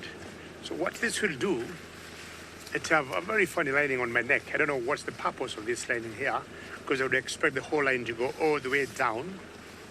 But for me, what is most important is this part, because not a single drop will enter from there. And chances are I may not have to use it so long as I remain in the car. What I want Arch to do, Arch always have a secret window on his left. When he's happy, he will open it. It might take him about 5 seconds to open that window. And what we want to do is just to give you an idea of where we are against the rain that is coming, which looks like a very huge wall. Where we are safe. It has just stopped. And the zipper you hear there is just actually opening that special window there. And you can see now what I'm talking about. This train is about, 2 miles away from where we are? Certainly, 2 miles, about 3.5 kilometers. That's exactly how things look. That's the dark wall. And normally, on a clear day, in the background of that train, you'd be able to see the overall escarpment, but totally covered, as you can see there on the screen. And this compounds my search for the sausages, But what I'll do is just to engage my four-wheel drive, make sure you can see partly the ololo from the background there, which when it's clear, is always very visible from a distance because you're not very far from where it is, but that shows you the amount of rain that is falling there. The Mara gets about 1,000 millimeters of rain per year annually, a lot more than Juma, but the Times personally think it could go double that figure. Last year, I got a feeling either it was 1.5 times that figure or maybe double that amount. So this year, if it will continue falling as it is now, as you can see there, I expect it maybe to go to about 1,500 millimeters of rain or even maybe close to 2,000. I remember there was a time last year in 72 hours, we got 300 millimeters of rainfall. See, it looks like it's misty in the background there, but that's not mist, it's the rain. It's coming towards where we are. We're just getting a bit of spitting, and we can hear some thunderstorms from a distance. And I mean, for us, and of course, we also can see lightning. And for us, again, as I said, it's nothing out of the ordinary. This is very normal this time around, and we just hope it will continue gracing this area. Brent, you say it's not a very good area to be during a lightning. You are absolutely correct, Brent. And I'll tell you what would happen. We'll always request our camera operators, and for this case today, Archie, just to switch off his equipment because we got like, 3 areas on top of the car, and a combination of thunderstorm and lightning, you never know what may go wrong. Our biggest concern, of course, is the machinery we got in the car. Is a very expensive equipment of assortment, and we'll do anything possible to protect it. Otherwise, tomorrow we'll not be here, or we might have a little challenge of going less one camera. So we'll always try and power down, and we just sit back and wait for things to improve. And once in a while, we'll always carry some coffee or tea. And when we're just watching the rain and debating, and we keep opening that small little window where you're seeing that through, we keep sipping a cup of coffee or a cup of tea. I've been thinking maybe one of the days I'm going to request the chef to make us some very special porridge. Porridge is something similar to oatmeal, but we make it from sorghum or from corn. Not sure what Faith would think of that, but it is something we've been taking since we've been young.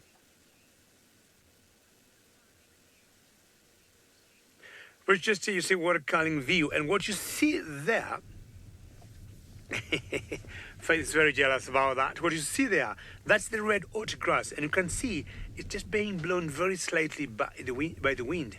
But it makes it rather interesting because if that grass you see there, I'm guessing it to be about 5 feet where we are now, or what do you see there? And it's the red oat grass of the Triandra. If the long rains continue, it might even go to 6 feet, if not more. And I'm sure Faith is enjoying to see this. Faith, the director today in the final control, and she knows the Mara Triangle very well. So it's a great view, as you say, and you'll see in the background there, it looks like mist if you look at that rain from a distance. But at the same time, it also looks a little bit foggy, but that is nothing but rain. I'm sure you can pick some drops on our rain covers. Let's see whether you can hear it. And I hope we have some pretty good ambience.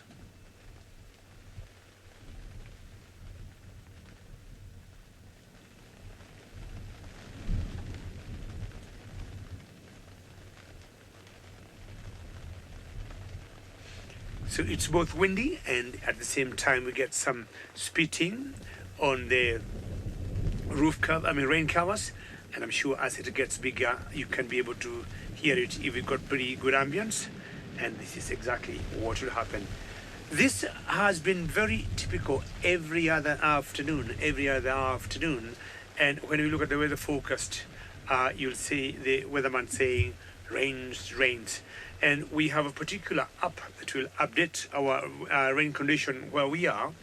We are in an area or near a camp or a lodge called Angama, and it updates that weather status every 20 minutes, and we can sometimes leave the camp and we'll know this one, the next half an hour, let's prepare for storm. But what we do, we always prepare in the morning, have right rain gear, gumboots, double check the vehicles are working on four-wheel drive. We won't get stuck as much as sometimes you get stuck. You'll remember Patrick the other day was stuck and it was not raining. That was, of course, very bad luck. He's a pretty good driver. But with this long grass, sometimes you don't see, I would say, a wet area or a deep area. So what would happen is sometimes you just drive and accidentally, before you realize you got your front tires digging yourself in the mud. Well, hopefully things will get better. We have a small little window to work on, but let's find out what Jamie and Hukumuri will tell us.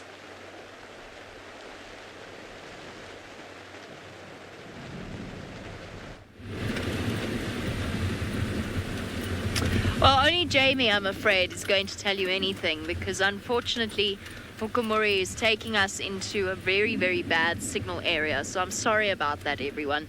Seb and I did our best to try and find some signal, but we just didn't have any success.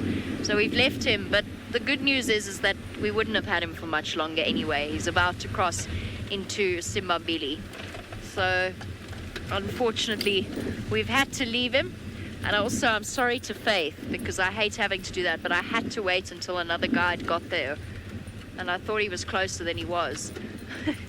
He is on his way to come and see Hukumuri. And obviously, we always try and help the other guides out, because the situation could always be reversed.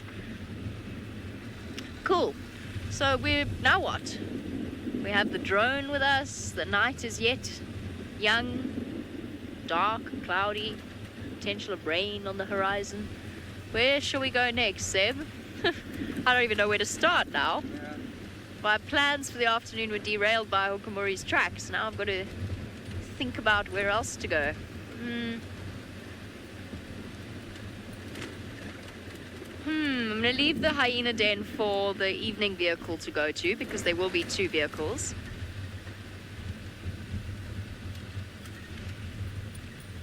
Mick wants to know if the long rains in Kenya ever make it down to Juma. No, they don't. It's a lot to do with ocean currents, and we're actually really very far away. And Tanzania in particular is a very large country, and that lies between us, that Mozambique. There's quite a lot of space between us and Kenya. So no, the long rains don't. Remember also that Kenya sits on the equator, which has a very totally different climate to us here in South Africa.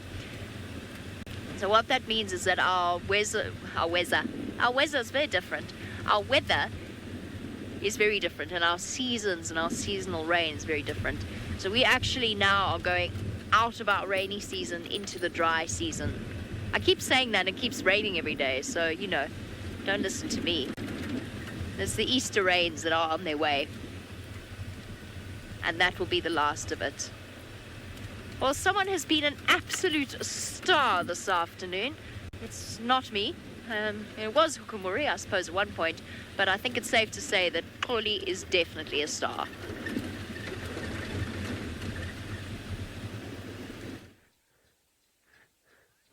I'm enjoying myself here. And look what we have. We have a leopard track again. This one. I will use the torch to give it a nice light. There you can see we have 1, 2, 3. It's 1, 2, 3, 4, and then 5. It looks confusing. You know why? Because it has registered. You can see it was just walking normally.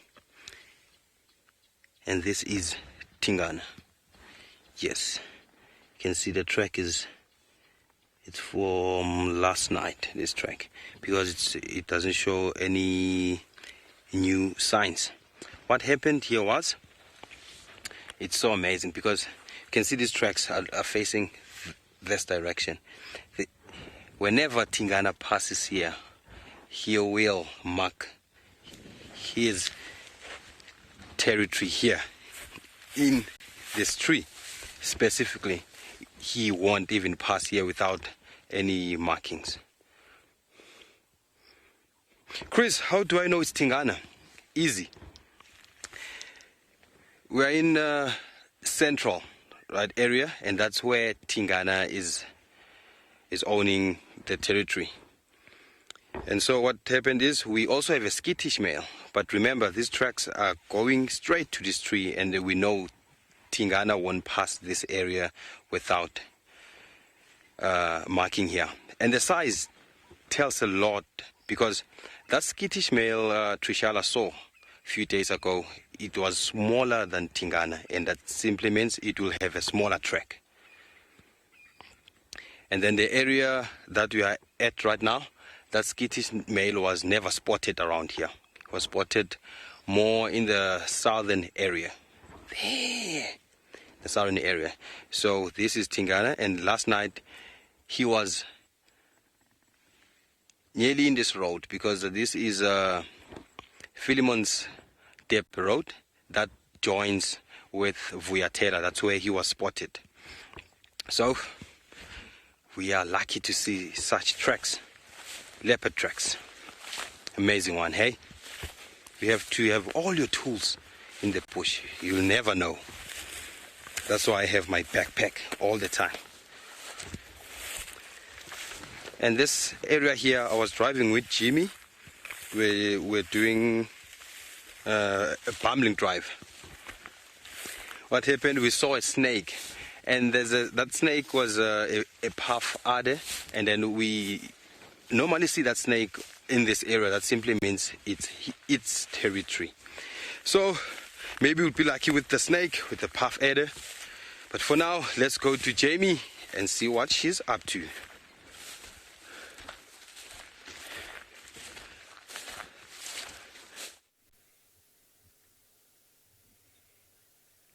Hopefully, you never know. It would be very, very useful if they found the puff adder, because it would give you the opportunity to view a snake that is relatively relaxed when it comes to seeing people. And essentially, puff adders are quite lethargic snakes. And they don't actually do much in the way of movement, where a cobra or a mamba we very seldom get to catch on camera. Right, we were talking about the rains. I didn't actually have anything else to add on that subject, but what it does happen at this time of year is that the breeding season for impala is just around the corner. And Seb, I'm going to go up further to where this male's causing trouble, not these little chaps, the one up ahead. So around about May, June, the ewes start to come into estrus. We haven't quite got there yet, but the males are starting to perk up their ears, so to speak, and they've got one thing on their mind. And what I find quite funny at this time of year is males like this one who have peaked. Oh no, he's going to go around that side. Which way are you going? No, he's going that way. Who have peaked far too soon, and he's going to use up all his energy fighting and chasing ewes around, and he's got it completely wrong because the ewes aren't ready yet. So obviously this one is not the smartest tool in the shed. That's not the right expression at all. Listen to the sounds they make. I think he might give us an example.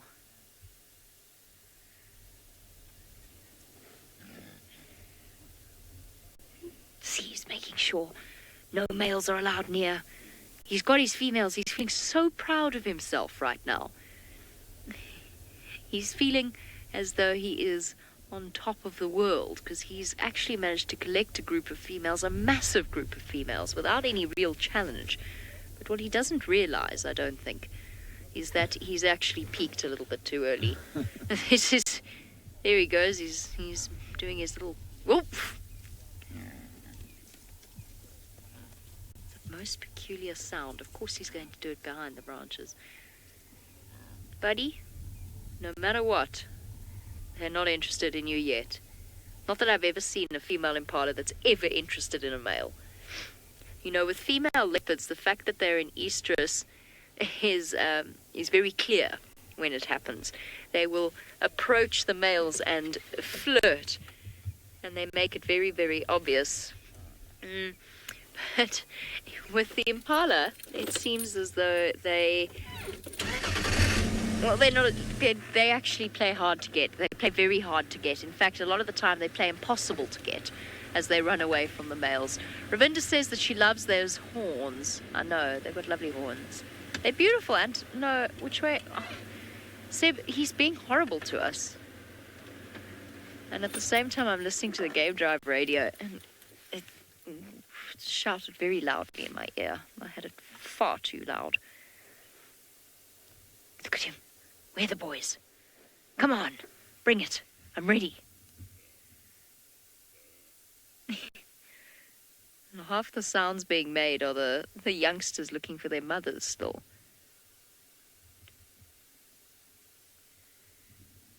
Yum. Silver cluster leaf for strength. Nothing says I'm a dominant male better than dry leaves and a dry mouth. CNAC, no, there's been no success with the rutting season yet because the females aren't ready. So yeah, there are certain males like this one that are they're a bit quick off the mark. Let's put it that way. He is horrible. He really is. I mean, we're in the middle of quarantine clearings outside of our camp. It's called quarantine clearings, and he finds the one tree and goes behind it every time. I give up. Look at the females instead. So the youngsters born last year will not be ready to mate yet. They've still got another year of development before they are able to bear the next generation. But I always feel a little bit sorry for the ewes. They spend half their lives with tiny babies, knocking them about, trying to stimulate milk production. Then they spend the rest of the months running away from the males and being chased around endlessly by a different male each week. Then they're pregnant, and then they start the whole thing again. What a life, I tell you, Seb. I'm going to start holding educational programs for them. Teach them that this is not necessarily the way. It is, of course. There's no other option for them. There's a little young male, fortunately too small at the moment to draw the attention of the overly eager, dominant male of this group. One day, little boy, it'll be your turn. Hopefully you'll be a bit smarter. Save up your energy and your strength. Wait until all the other males are finished and exhausted, and then you can step in. It'll be another 4 years before he's ready. Here we go. Oh, Seb, why? And he's making his noise now. Hold on, we're going back. I'm going to get this on camera. No, I'm not. Faith can't take it anymore. She can't take it anymore. She said she would like us to send you over to... Oh, no. Kori, who is also on quarantine clearings.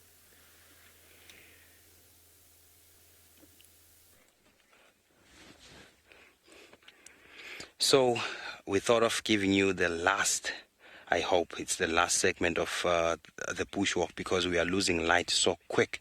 But we have a beautiful herd of impalas and blue wildebeest there.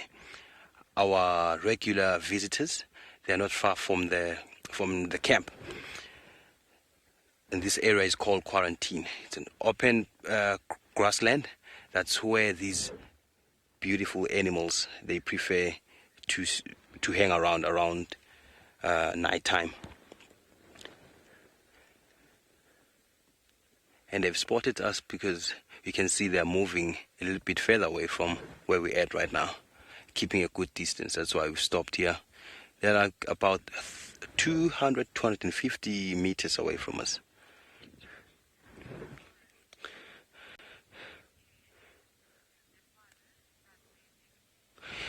Lauren, you want to know about the start of the mating season of the impalas.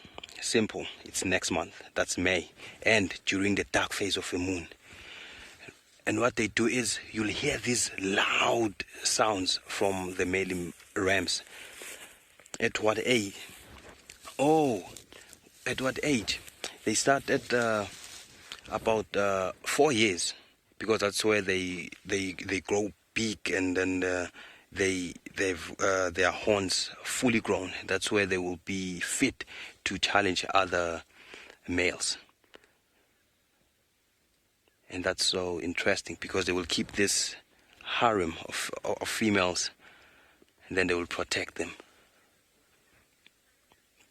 And as you can see, they gather in one area. It's because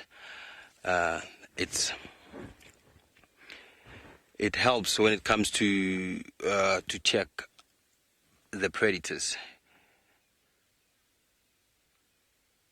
And as you can see, the distance we are at right now, they can see us, and then that's when they can see the predators from this distance.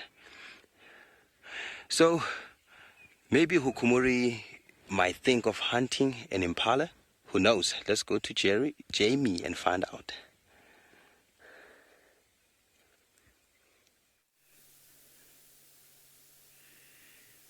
This is absolutely amazing. Would you look at that?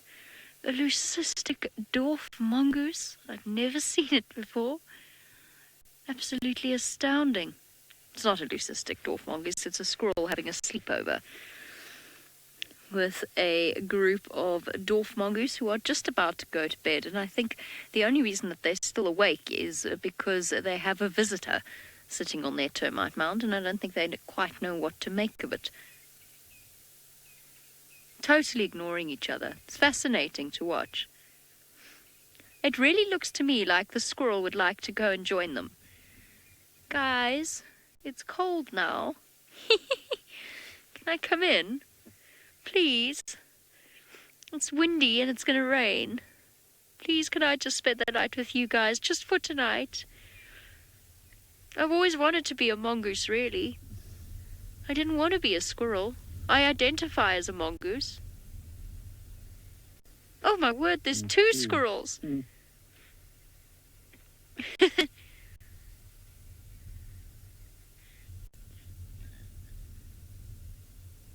What are you doing? I really think they're thinking about it. Trying to see if there's a hole that doesn't have a dwarf mongoose in it. Oh, no, one's given up. The other one, not so much. Oh, now I hear another squirrel alarm calling. Oh, where are they coming from?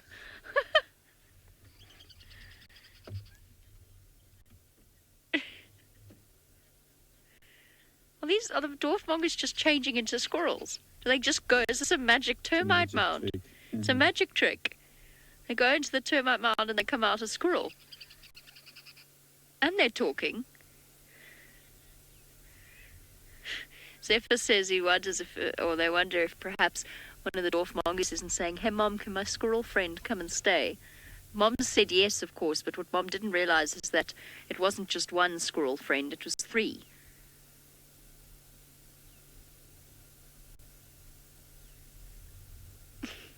No, don't go. Given up. No room in the termite mound. Not for a squirrel. Not for the likes of you. No, apparently lots of you wondering if they both live in this termite mound. I don't think so.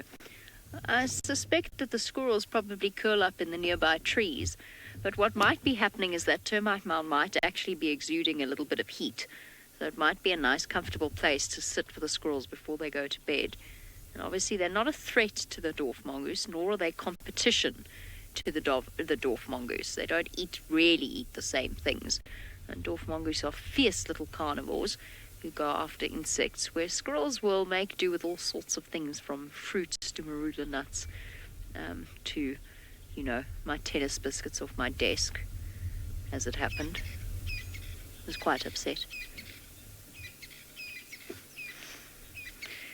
Tammy would like to know what would happen if the squirrels did go in there. Do you know, I have absolutely no idea, Tammy.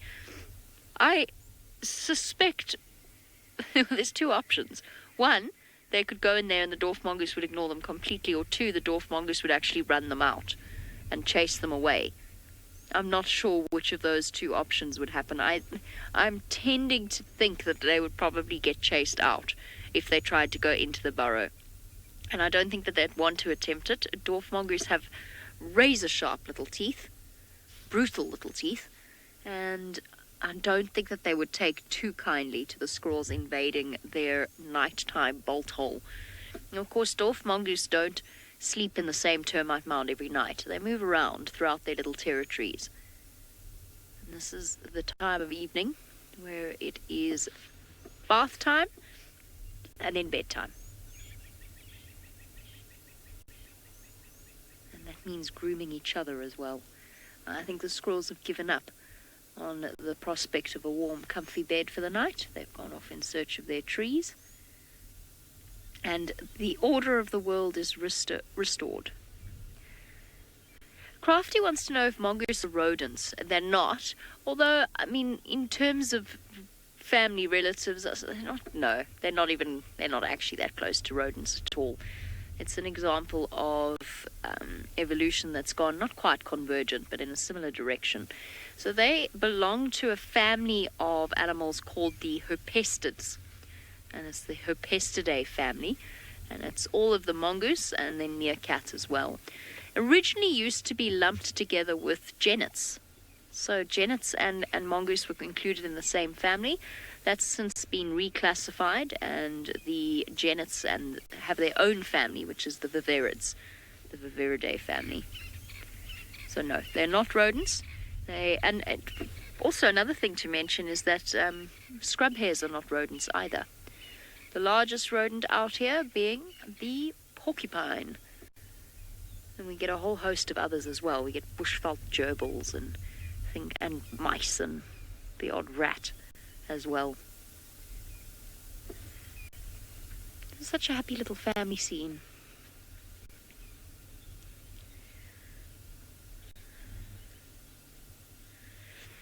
Okay, as the mongoose think of tucking themselves away to bed, I'm sure that's something that David is thinking about as well as he watches the approaching storm.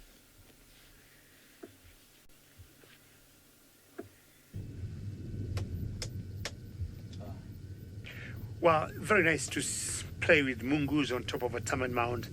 Sometimes I remember those dwarf mongoose when I was in Juma last year. They looked like flowers on top of the mound.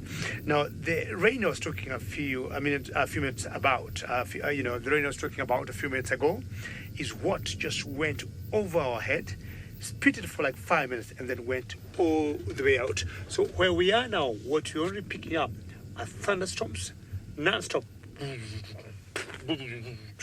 And what I'm going to show you is the lightning in the same area, and they look like disco lights. That's what Archie was telling me. Those looks like disco lights in the clouds. Let's see if we can hear them and also enjoy that beautiful sky there.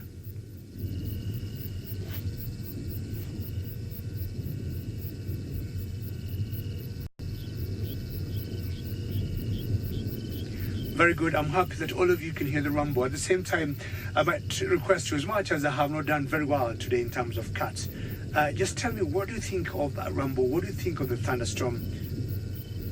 What do you think of that lightning you see there? Please tell me in one word or two at hashtag Safari Live on Twitter.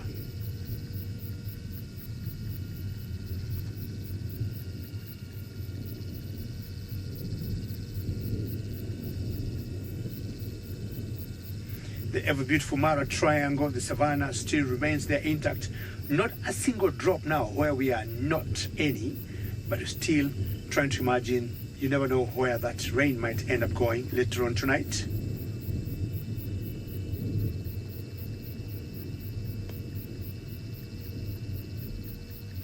Janet, I agree with you. It's quite amazing that you can see what we're seeing, and we can share it with you. Many thanks, Janet. Keep enjoying. I don't know where, Janet, you come from and how your rains look. Not sure whether you have what you call long rains and short rains like what we have here in East Africa, but now these are our long rains, and this is part of it.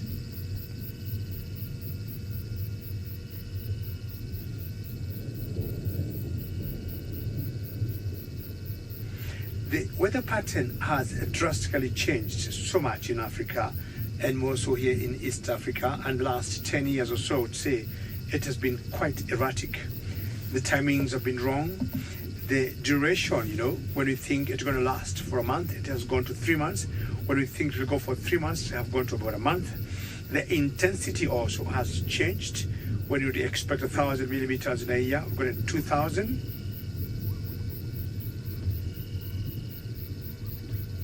Therefore, you say it's electrifying. Yes, and luckily I'll tell you what you said is electrifying.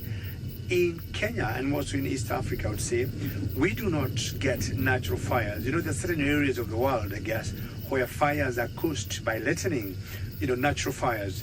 Very likely in East Africa, we haven't seen that, and we have not been able to get any fires from lightning. That's the good news that we got here. Others, I would imagine, by now, would be having some massive fires.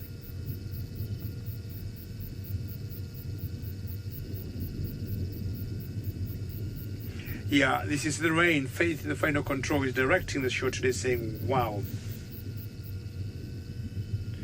Brenda, very true. That's very powerful. And I can tell you where we are. It's only that Archie knows we are safe and his equipment is protected.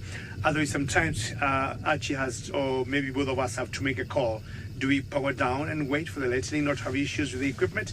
But we think so far, so good. But just look at that, how the sky is being lightened by that lightening and brightening up and dimming at the same time. And this takes me to like a discotheque way back when I go dancing, when I go to the city of Nairobi. And I'm happy.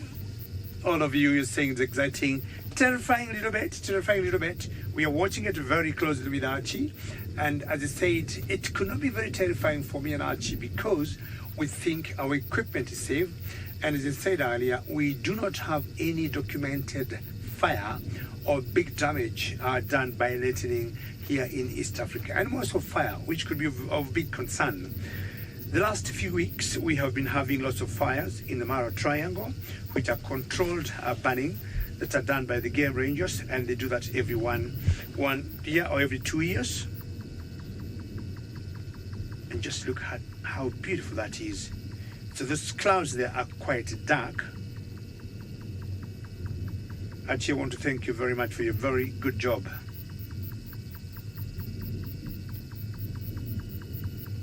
We do not know, we might get more rain at night.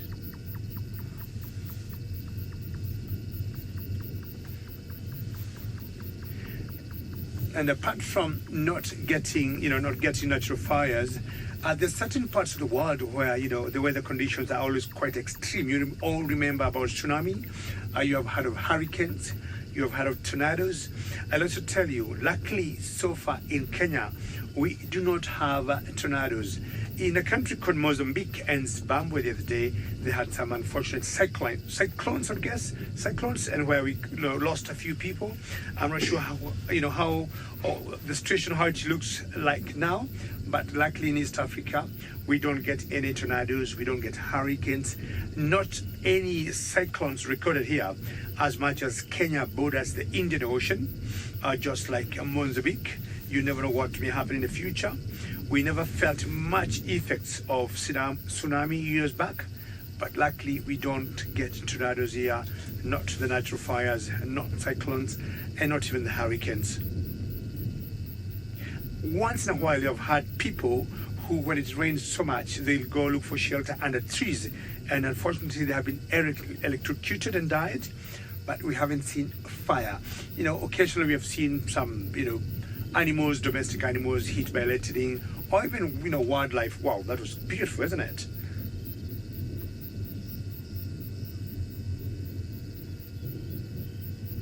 This is wonderful, and Faith is enjoying it, and I'm telling you, Mother Nature will always have some exciting things. And thank you very much. I was wondering, it's giving me a bit of a good feeling because I didn't get much animals, and I'm like, this is good for me for the day.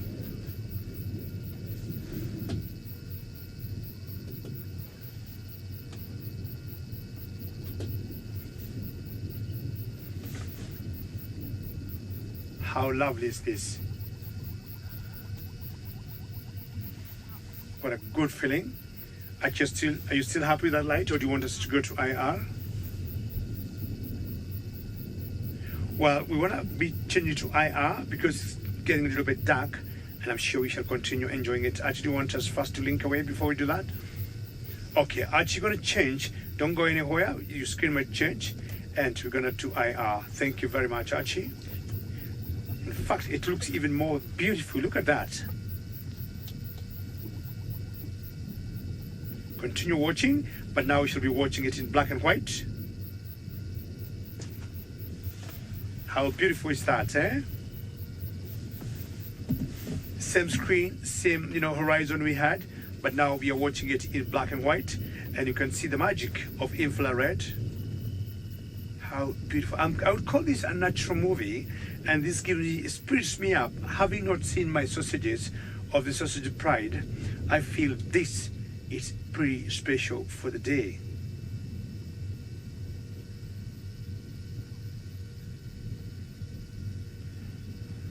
Pamela, when you see this, you're wondering what the animals would do. Apparently, most of the animals, Pamela, and especially the elephants and buffaloes, the big game, they'll just continue feeding.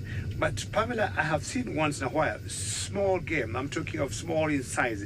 For example, cheetahs and maybe leopards might come down from trees. I've seen lions, especially if they have cubs, looking for caves or dens or going under trees and not exporting their cubs in the in the open area. So Pamela, ideally most animals would remain where they are, and this is always pretty special.